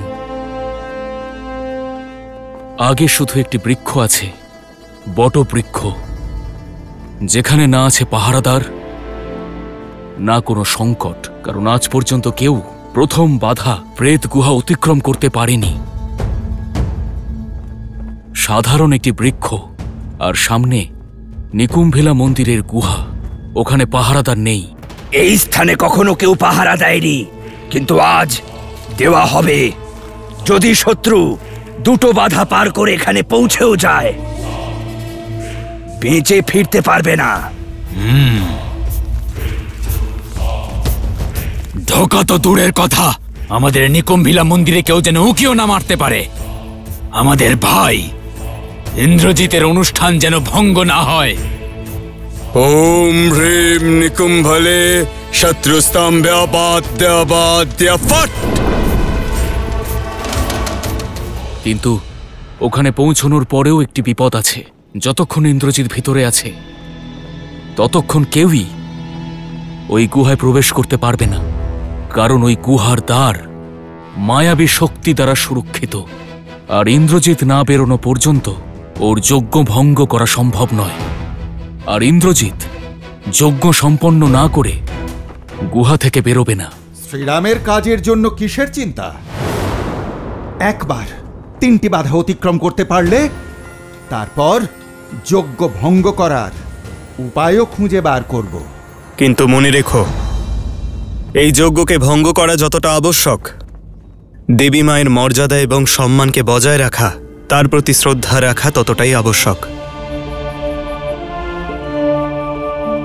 তিনি যেন অপমানিত বোধ না করেন। এই ধর্মযুদ্ধে আমরা সর্বদা মর্যাদাকে বজায় রেখেছি, আর এর পরেও তা বজায় রাখব। মর্যাদার ভেগধারী ওই নরের বিনাশ আসন্ন। তুমি বৃথাই এত চিন্তা করছো। আমার মেঘনাদ ইন্দ্রের সেনাদের একাই পরাস্ত করার ক্ষমতা রাখে। তার কাছে পৌঁছানোর পথ অত্যন্ত দুর্গম, আর ওর দ্বারপাল আমার কুম্ভকর্ণের পুত্র বীর কুম্ভ। মায়ায় নিপুণ আমার ইন্দ্রজিতের কাছে ওই বনবাসী অথবা ওর বানর সেনা পৌঁছতে পারবে না। এই একই অহংকার ছিল আপনার অক্ষয় কুমারকে নিয়ে। ভ্রাতা কুম্ভকর্ণ ও সেনাপতি প্রহস্তকে নিয়েও ছিল লঙ্কেশ, কিন্তু সকলকে মৃত্যুর মুখে ঠেলে দিল এই তুচ্ছ নর আর বানরগুলো। মৌন হও মন্দোদরী, তোমার মুখ থেকে কেবল অশুভ শব্দই বেরোয়। অনিষ্টের যে সংকেত আমি দেখতে পাচ্ছি লঙ্কেশ, তা আপনি দেখতে পাচ্ছেন না কেন? তুমি যাও এখান থেকে। নিজে তো চিন্তা করছোই, আমারও চিন্তা বাড়াচ্ছ। মহারাজ, চিন্তার ব্যাপার আছে মহারাজ। সবাই এটা বুঝতে পেরেছে যে কুমার ইন্দ্রজিৎ মায়া সীতাকে বধ করেছেন। এখনো সময় আছে লঙ্কেশ, যুদ্ধ আটকান। এতদিন ওদের প্রহারে শুধু সাহস ছিল, কিন্তু এখন ক্রোধও জমা হয়েছে। ক্রোধ, ক্রোধের প্রকৃত রূপ এবার ওদের খড়ের পুত্র মকরাক্ষ শেখাবে, যে এতদিন ধরে নিজের পিতার মৃত্যুর প্রতিশোধ নেবার জন্য প্রতীক্ষা করে আছে। মকরাক্ষ,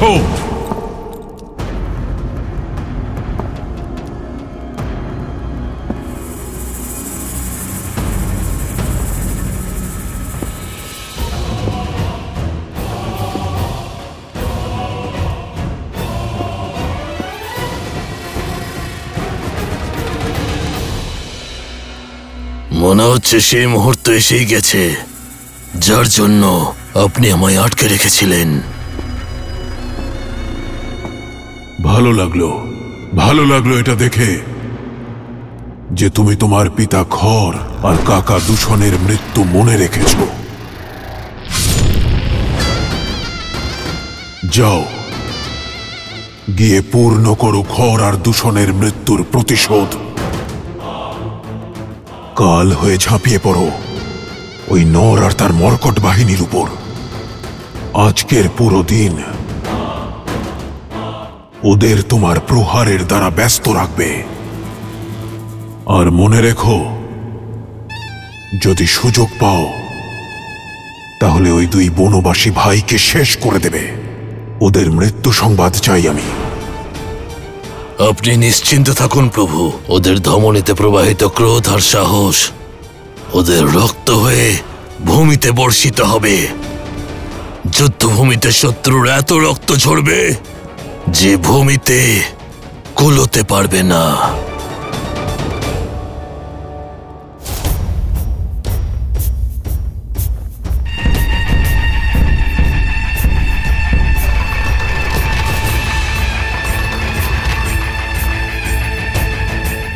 প্রভু, ওরা আসছে। সেটাই হয়েছে যার ভয় ছিল। আমাদের প্রস্তুত হওয়ার আগেই ভ্রাতা দশানন পরবর্তী অস্ত্র পাঠিয়ে দিয়েছেন। আমাদের শীঘ্রই প্রস্তুত হতে হবে। তুমি সংহার করার জন্য ব্যস্ত হয়েছিলে না? আর আপনারা সকলেও ইন্দ্রজিৎকে তার শাস্তি দিতে চান তো? তাহলে যান, আর লক্ষণের সঙ্গে গিয়ে নিজেদের ইচ্ছে পূরণ করুন। হনুমান আর বিভীষণ, আপনারা আমার পরিকল্পনা জানেন। শীঘ্রাতি শীঘ্র ইন্দ্রজিতের দিকে অগ্রসর হন। আমি এখানেই থাকব। কিন্তু প্রভু, আপনাকে এইভাবে একা সৈন্যদের ছাড়া কিভাবে ছেড়ে যাব? জানি না রাবণ কাকে পাঠাচ্ছে। এখন যদি রাবণও তার সৈন্য নিয়ে আমার সম্মুখে আসে, আমি একাই তাদের সম্মুখীন হওয়ার জন্য সক্ষম। কিন্তু আমার মনে হচ্ছে যে আপনাদের ওখানে সৈন্যের প্রয়োজন পড়বে, কারণ রাবণ নিশ্চয়ই তার সৈন্যদের সেখানে প্রহরায় রেখেছেন। সেই জন্য আপনারা সকল সৈন্য নিয়ে ইন্দ্রজিতের দিকে অগ্রসর হন। না প্রভু, এইভাবে কে বলেছে আমি একা, হনুমান? আমার কাছে তোমাদের সকলের বিশ্বাসের শক্তি রয়েছে, আর জাম্ববান মহাশয় আমাকে পথ দেখাবেন। আমি একা এখানে রাবণ এবং তার সৈন্যের সঙ্গে যুদ্ধ করব। ওর যেন মনে হয় যে আমরা ব্যস্ত আছি। তোমরা সকলে প্রভু শ্রীরামের উপর বিশ্বাস রাখো। লঙ্কার দ্বার খুলে গেছে।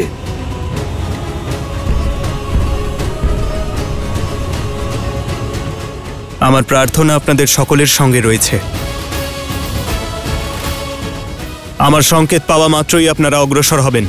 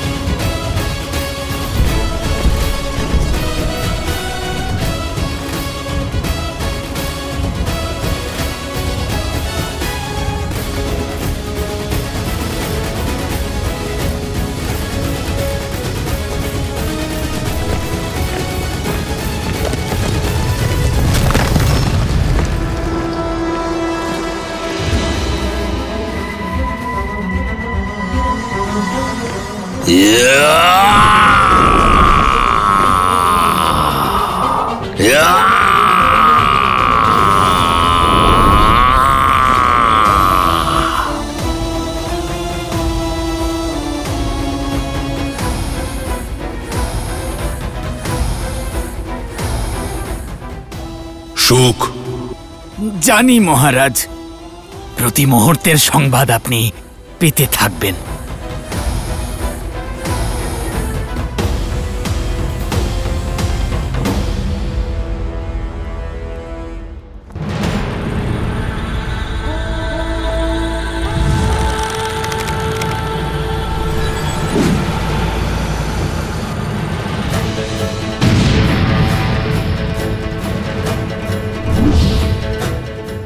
দাদার সংকেত।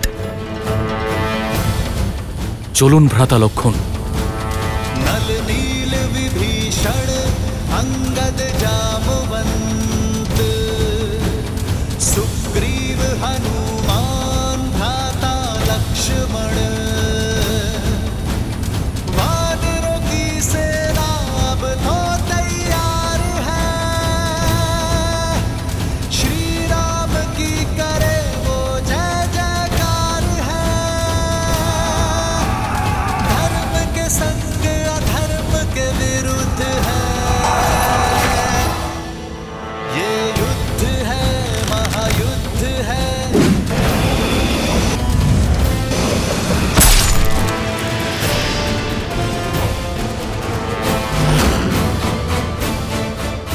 তাহলে এই হলো রাম? উত্তর দাও আমাকে। এই দেখো রাম, এ হলো সেই যোদ্ধাদের পরিণতি যারা আমার সঙ্গে যুদ্ধ করার ভুল করেছিল। আজ পর্যন্ত এদের শেষকৃত্য হয়নি, আজ পর্যন্ত এদের আত্মারা মুক্তি পায়নি। আজ এদের মতোই পরিণতি তোমারও হবে। তথাকথিত শ্রী ভূনারায়ণ।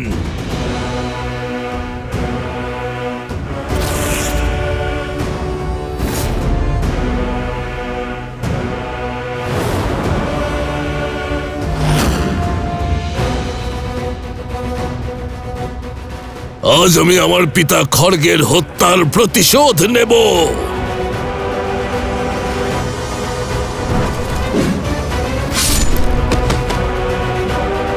কেবল শব্দেরই বাণ নিক্ষেপ করবে নাকি যুদ্ধও করবে? নিজের পিতার ভুল থেকে মনে হয় তুমি কিছু শেখনি। কেবল 4 জন অঙ্গরক্ষক এনেছ। তোমার পিতা 14,000 অঙ্গরক্ষক এনেছিল, আর সবাইকে মেরে ফেলেছিলেন প্রভু শ্রীরাম, তাও একা। মনে হয় এদিক থেকে অন্য কোনো যোদ্ধার আসবার প্রয়োজনই পড়বে না। তোমাদের সকলকে সংহার একা প্রভু শ্রীরামই করবেন। এরা 4 জন 40টা অসুরের সমান। আমার অসীম ক্ষমতার প্রতিবিম্ব এরা। দেখতে চাও?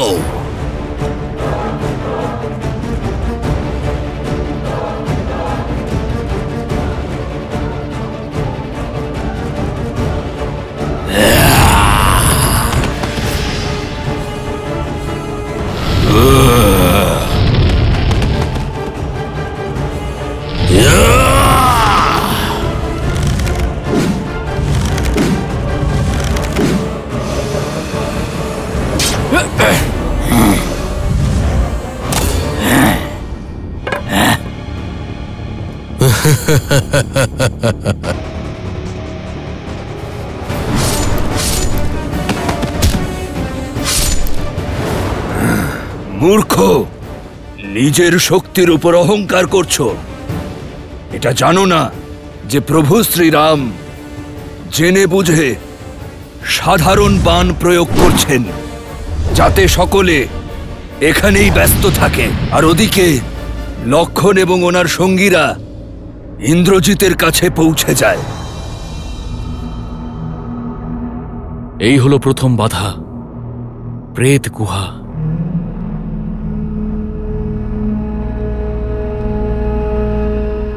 বিভীষণ মশাই তো বলেছিলেন এখানে অন্ধকারাচ্ছন্ন কোনো নগরী আছে, প্রেতের দল আছে, কিন্তু এখানে তো সুন্দর উপবন রয়েছে দেখছি।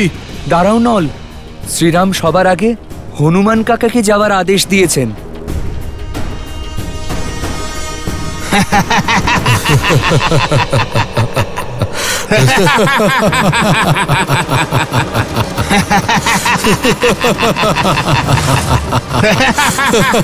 ওম হ্রিম নিকুম্ভলে শত্রুস্তম্ভ্যাবাদ্যাবাদ্য ফট। দাঁড়াও নল, ফেরত এসো। হনুমান কাকাকে আগে যেতে দাও। ওখানে দাঁড়িয়ে কেন আছো?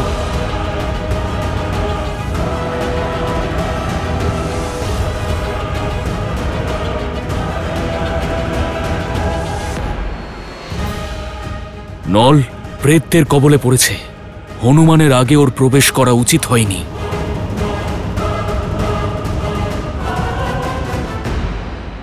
বিভীষণ মশাই, আমি গিয়ে দেখছি।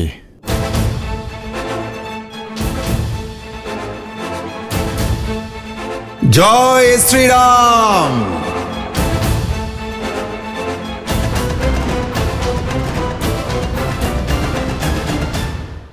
আমার পিতা জীবনে যত আঘাত পেয়েছে তার থেকে অনেক বেশি আঘাত আমি তোমাকে করব রাম। দাদার আদেশ অনুযায়ী এবার পথ প্রদর্শন আমাকেই করতে হবে।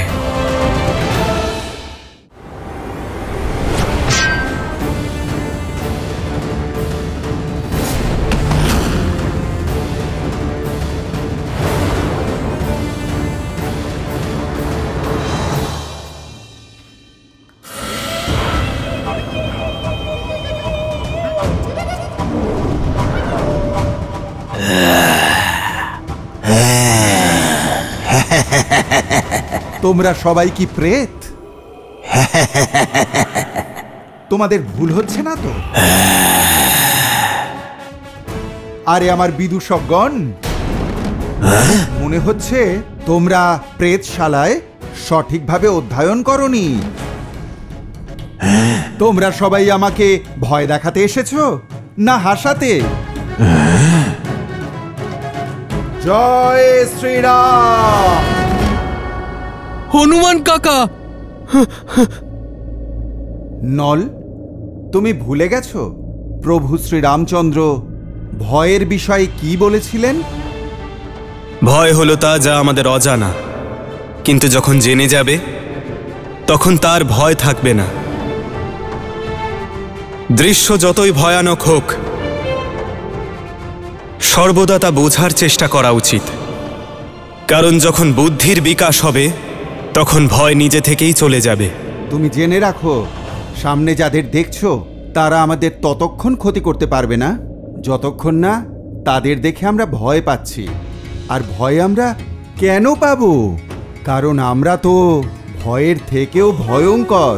রামের রুদ্র শঙ্কর আমরা। ভয়ের জন্য ভয়ঙ্কর আমরা, রামের রুদ্র আমরা। আমরা শঙ্কর, আর শঙ্কর ভয় ভীত হয় না। ভয় ভীত হওয়ার পালা তো এবার ভূত আর প্রেতেদের, কারণ তারা জানে না যে তাদের সম্মুখে স্বয়ং মহাবলী হনুমান দাঁড়িয়ে আছেন।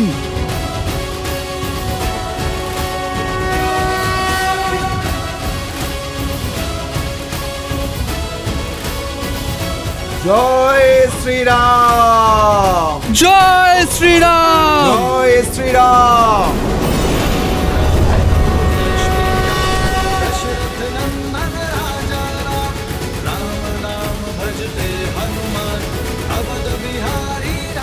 মহাবলী হনুমান আমাদের পথ সুগম করে দিয়েছেন। আসুন এগোনো যাক।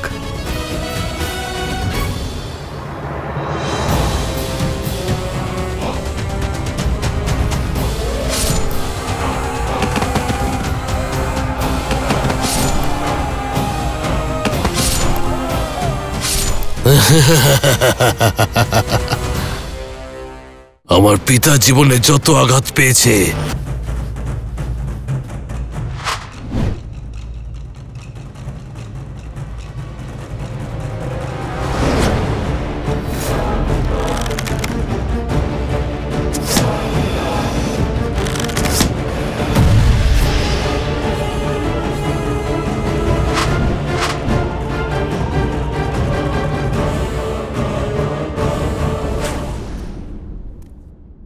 এখানে কোনো রকম ভুল করো না, কারণ এখানে একটা ভুল পদক্ষেপ তোমায় অনন্ত ব্রহ্মাণ্ডে পাঠিয়ে দেবে। ভ্রাতা লক্ষণ, এখানে তাহলে প্রথমে কে যাবে? দাদার আদেশ অনুযায়ী এখানে পথ আমাকেই বাঁচতে হবে।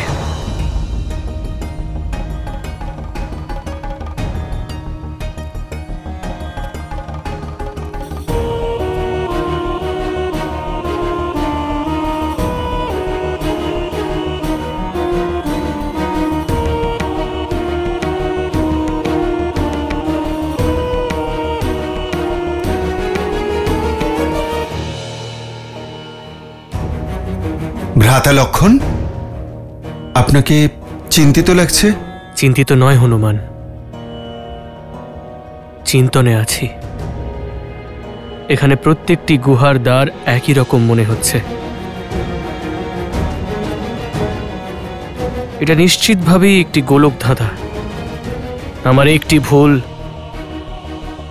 আমার সঙ্গী সাথীদের প্রাণ কেড়ে নিতে পারে। ভ্রাতা লক্ষণ, আমার প্রভু শ্রীরামের নির্বাচন আর আপনার জ্ঞানের উপর পূর্ণ বিশ্বাস আছে। আপনি যে পথেই যাবেন আমি ছায়ার মতো আপনাকে অনুসরণ করব, যেমন আজ পর্যন্ত প্রভু শ্রীরামকে অনুসরণ করেছি।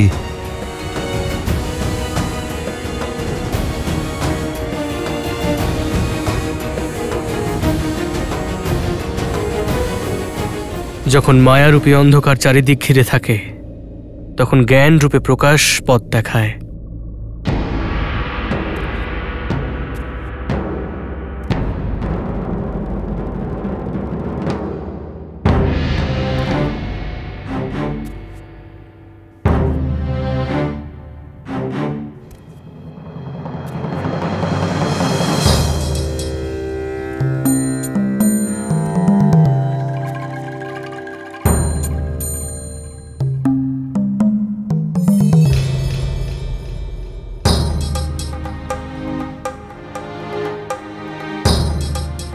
এটাই হলো বাস্তবিক গুহার দ্বার, বাকি সব কটি মায়া। ভ্রাতা লক্ষণ, আপনি কিভাবে চিনলেন? ছায়ার সাহায্যে। ছায়ার সাহায্যে? সূর্য ঠিক আমাদের পেছনেই আছে নীল, আর বাকি সব কটি গুহার দ্বারের সামনে পড়া ছায়া ছোট আকারের। শুধু এই গুহার দ্বারের সামনে সঠিক আকারের ছায়া পড়েছে, সেই কারণে বাস্তবিক গুহার দ্বার এটাই। আপনার দৃষ্টি অদ্ভুত লক্ষণ দাদা, তবে নিন প্রভু শ্রী রামের নাম আর এগিয়ে যান। জয় শ্রীরাম, জয় শ্রীরাম।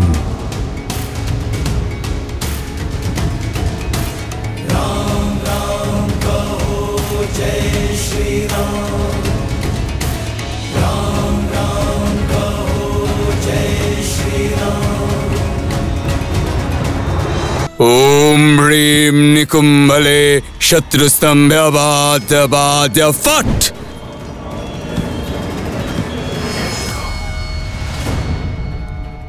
ओम ह्रीं निकुंभले शत्रुस्तंभ्यवाद्य फट। ভ্রাতা লক্ষণ, ওই যে নিকুম্ভিলা গুহা। ओम ह्रीं निकुंभले शत्रुस्तंभ्यवाद्य फट। বিভীষণ মশাই, আপনি তো বলেছিলেন যে এখানে কোনো পাহারাদার থাকবে না, কিন্তু এখানে তো সশস্ত্র সৈন্য রয়েছে। সুগ্রীব মহাশয়, এরা সাধারণ সৈন্য নয়, এ আমার পরাক্রমী ভ্রাতা কুম্ভকর্ণের পুত্র কুম্ভ, আর এই হলো ওর সৈন্য। এখন সেনা গোনার সময় নয়, সেনাকে শেষ করে দেওয়ার সময়, আর আমাদের কাছে সময় অবশিষ্ট নেই। ইন্দ্রজিতের কণ্ঠের ব্যাকুলতা জানান দিচ্ছে যে ওর অনুষ্ঠান একদম অন্তিম পর্বে রয়েছে, তাই আমাদের এখন যা করার শীঘ্রই করতে হবে। ओम ह्रीं निकुंभले शत्रुस्तंभ्यवाद्य फट। মহারাজের জয় হোক। মহারাজ, মহারাজ, মকরাক্ষ রামের সমগ্র সেনাকে ঘিরে ফেলেছেন, আর কুম্ভ এই সংবাদ পাঠিয়েছেন যে যুবরাজ ইন্দ্রজিতের যজ্ঞ সম্পন্ন হতে চলেছে। আজ প্রথমবার শুভ সংবাদ এনেছ সুখ। শীঘ্রই রাম আর তার সেনাদের সঙ্গে এই যুদ্ধ সমাপ্ত হবে।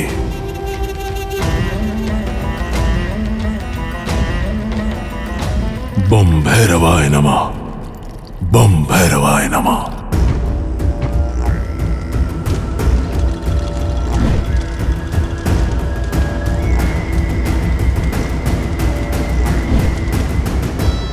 শুধু একবার আমার ইন্দ্রজিতের তপস্যা পূর্ণ হোক,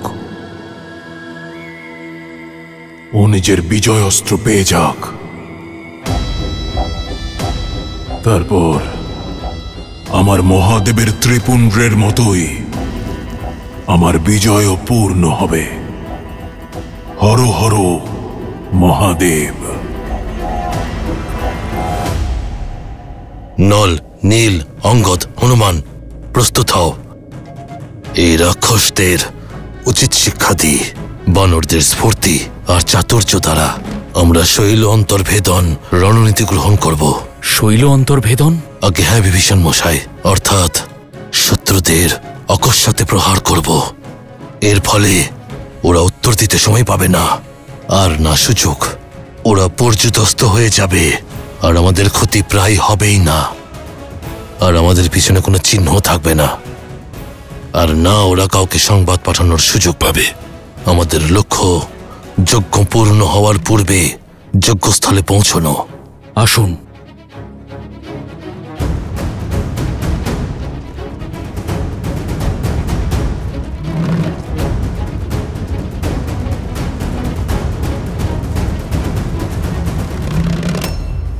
চোদ্দ সহস্র সৈনিক মেরেছিলে না তুমি আমার পিতার? আজ আমি তোমায় 14 সহস্র আঘাত করব। ভিক্ষা চাইলে তবেই মৃত্যুদান করব, আর তারপর তোমার শরীরটা তোমার স্ত্রীর। আমার সীতা পবিত্রতার দেবী মকরাক্ষ, তোমার মতো অপবিত্র মুখের যোগ্যতা নেই যে সে নাম উচ্চারণ করে।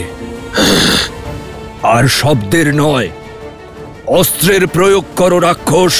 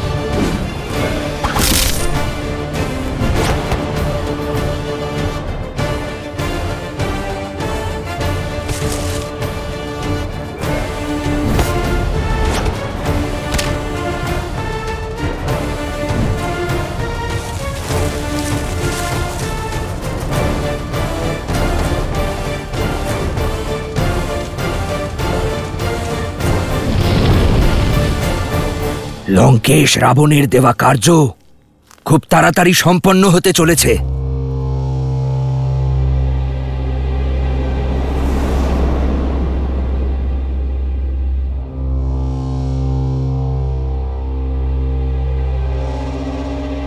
আমরা এই বনে বিশ্রাম নিতে আসিনি। সতর্ক থাকো আর পাহারা দাও। কেউ উঠছে না, কোনো অনিষ্ট হয়েছে এখানে। সৈনিক, সৈনিক, সৈনিকগণ, সৈনিকগণ, এখানে কি সবাই ঘুমিয়ে পড়েছে নাকি? কোথাও একটা গন্ডগোল হয়েছে ভ্রাতা। তুমি সত্য বলেছ, এরা সবাই ঘুমিয়ে পড়েছে চিরকালের জন্য। তুমি সাবধান, শত্রু আক্রমণ করছে। সৈন্যগণ, বন্দী করো ওকে।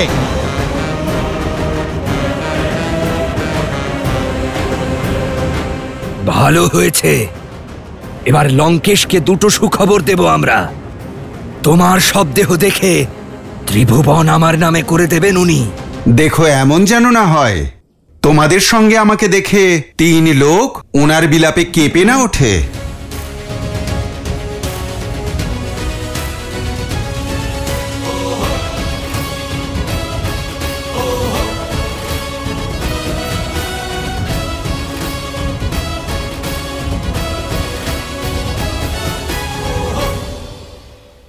গুপ্তভাবে আক্রমণ করেছো তুমি। কোনো ব্যাপার না, কুম্ভকর্ণের পুত্র আমি। যাই হয়ে যাক না কেন, ইন্দ্রজিতের যজ্ঞ ভঙ্গ হতে দেব না আমি। আর না লঙ্কেশ রাবণকে নিরাশ করব আমরা। আর আমরাও আমাদের প্রভু শ্রীরামকে কখনো নিরাশ হতে দিইনি।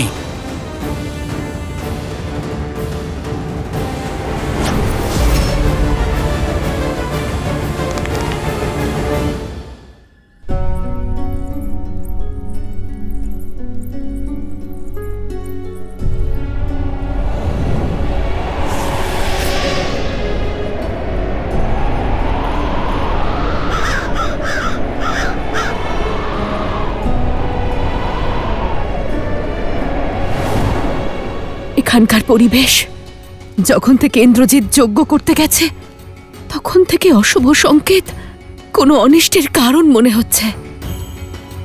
আমি আর মৌন থাকতে পারবো না।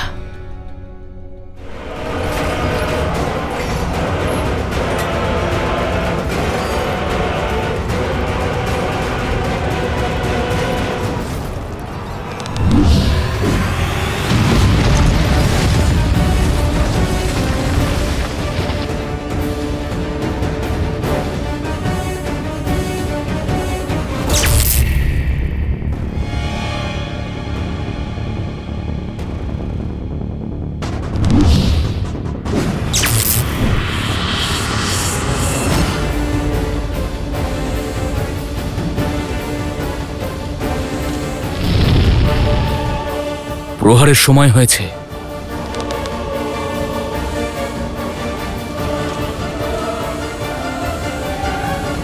প্রহার করুন ভ্রাতা লক্ষণ।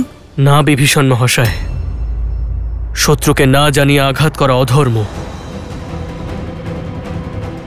ওম হ্রিম নিকুম্ভলে শত্রুস্তম্ভ্যাবাদ্যাবাদ্য ফট।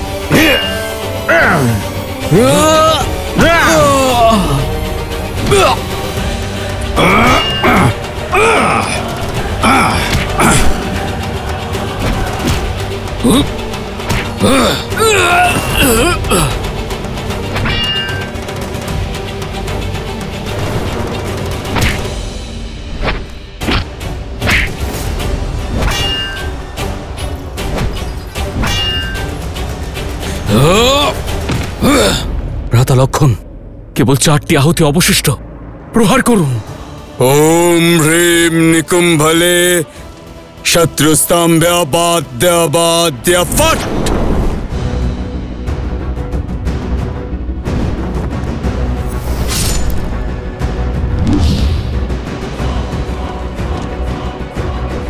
প্রহার করুন ভ্রাতা লক্ষণ। এই ধর্মযুদ্ধে আমরা সর্বদা ধর্মের পথেই চলেছি, আর এর পরেও আমরা তাই করব।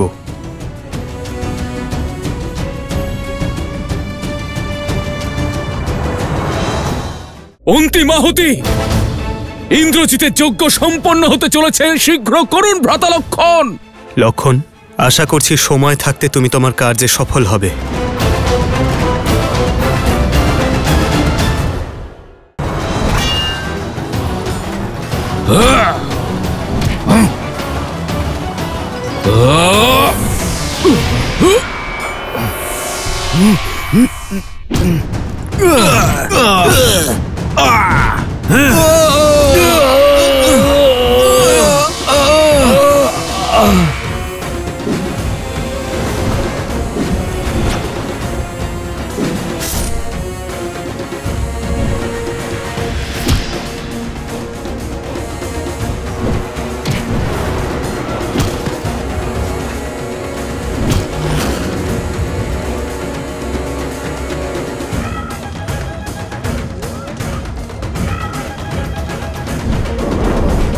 আজ হয় তোমার শবদেহ নিয়ে যাব, আর নয়তো এখানেই সমাধিস্থ হব। দ্বিতীয় বিকল্পই তোমার জন্য শ্রেষ্ঠ।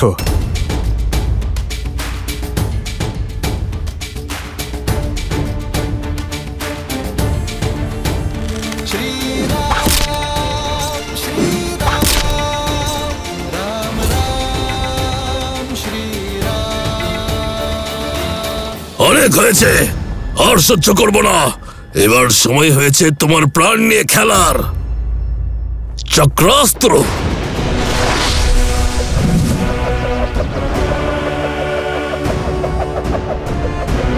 মূর্খ রাক্ষস, সুদর্শন যার কথায় অগ্রসর হয়, সেই সুদর্শনধারী বিষ্ণুর বিরুদ্ধে চক্রাস্ত্র চালাচ্ছ তুমি?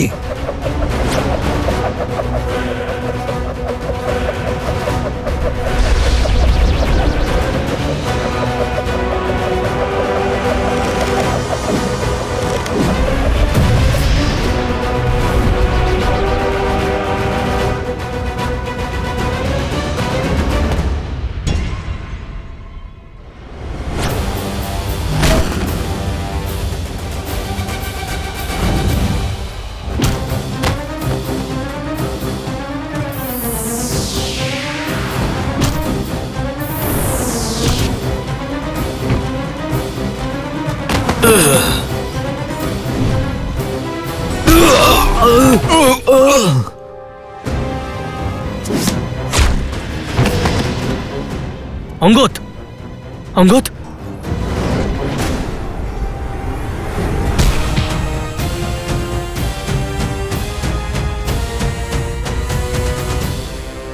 ওঠো। তোমাদের মতো নর আর বানরদের জন্য মহাবলী কুম্ভকর্ণের পুত্রই পর্যাপ্ত। শীঘ্র করুন ভ্রাতা লক্ষণ, কেবল কেবল 3টি আহুতি অবশিষ্ট। অন্তিম আহুতি। ইন্দ্রজিতের যজ্ঞ সম্পন্ন হতে চলেছে, শীঘ্র করুন ভ্রাতা লক্ষণ। লক্ষণ, আশা করছি সময় থাকতে তুমি তোমার কার্যে সফল হবে।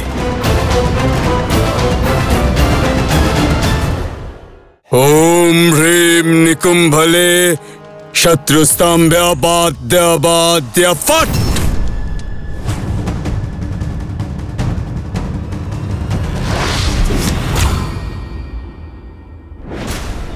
ওঠো অঙ্গদ, ওঠো। সাবধানে, সাবধানে। নল নীল, ভ্রাতা লক্ষণ, কেবল 2টি আহুতি অবশিষ্ট, শীঘ্র করুন।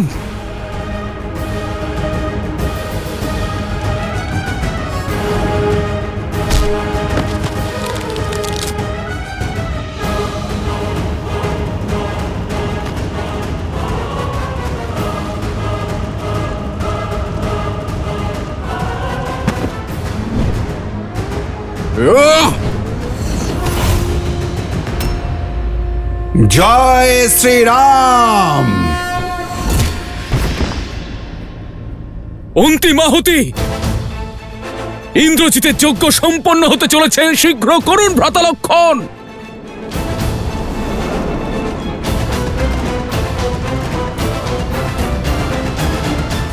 এবার তো বানর সৈন্যদের ক্ষতি করছে, আমি ওকে আর জীবিত থাকতে দিতে পারি না। লক্ষণ, আশা করছি সময় থাকতে তুমি তোমার কার্যে সফল হবে।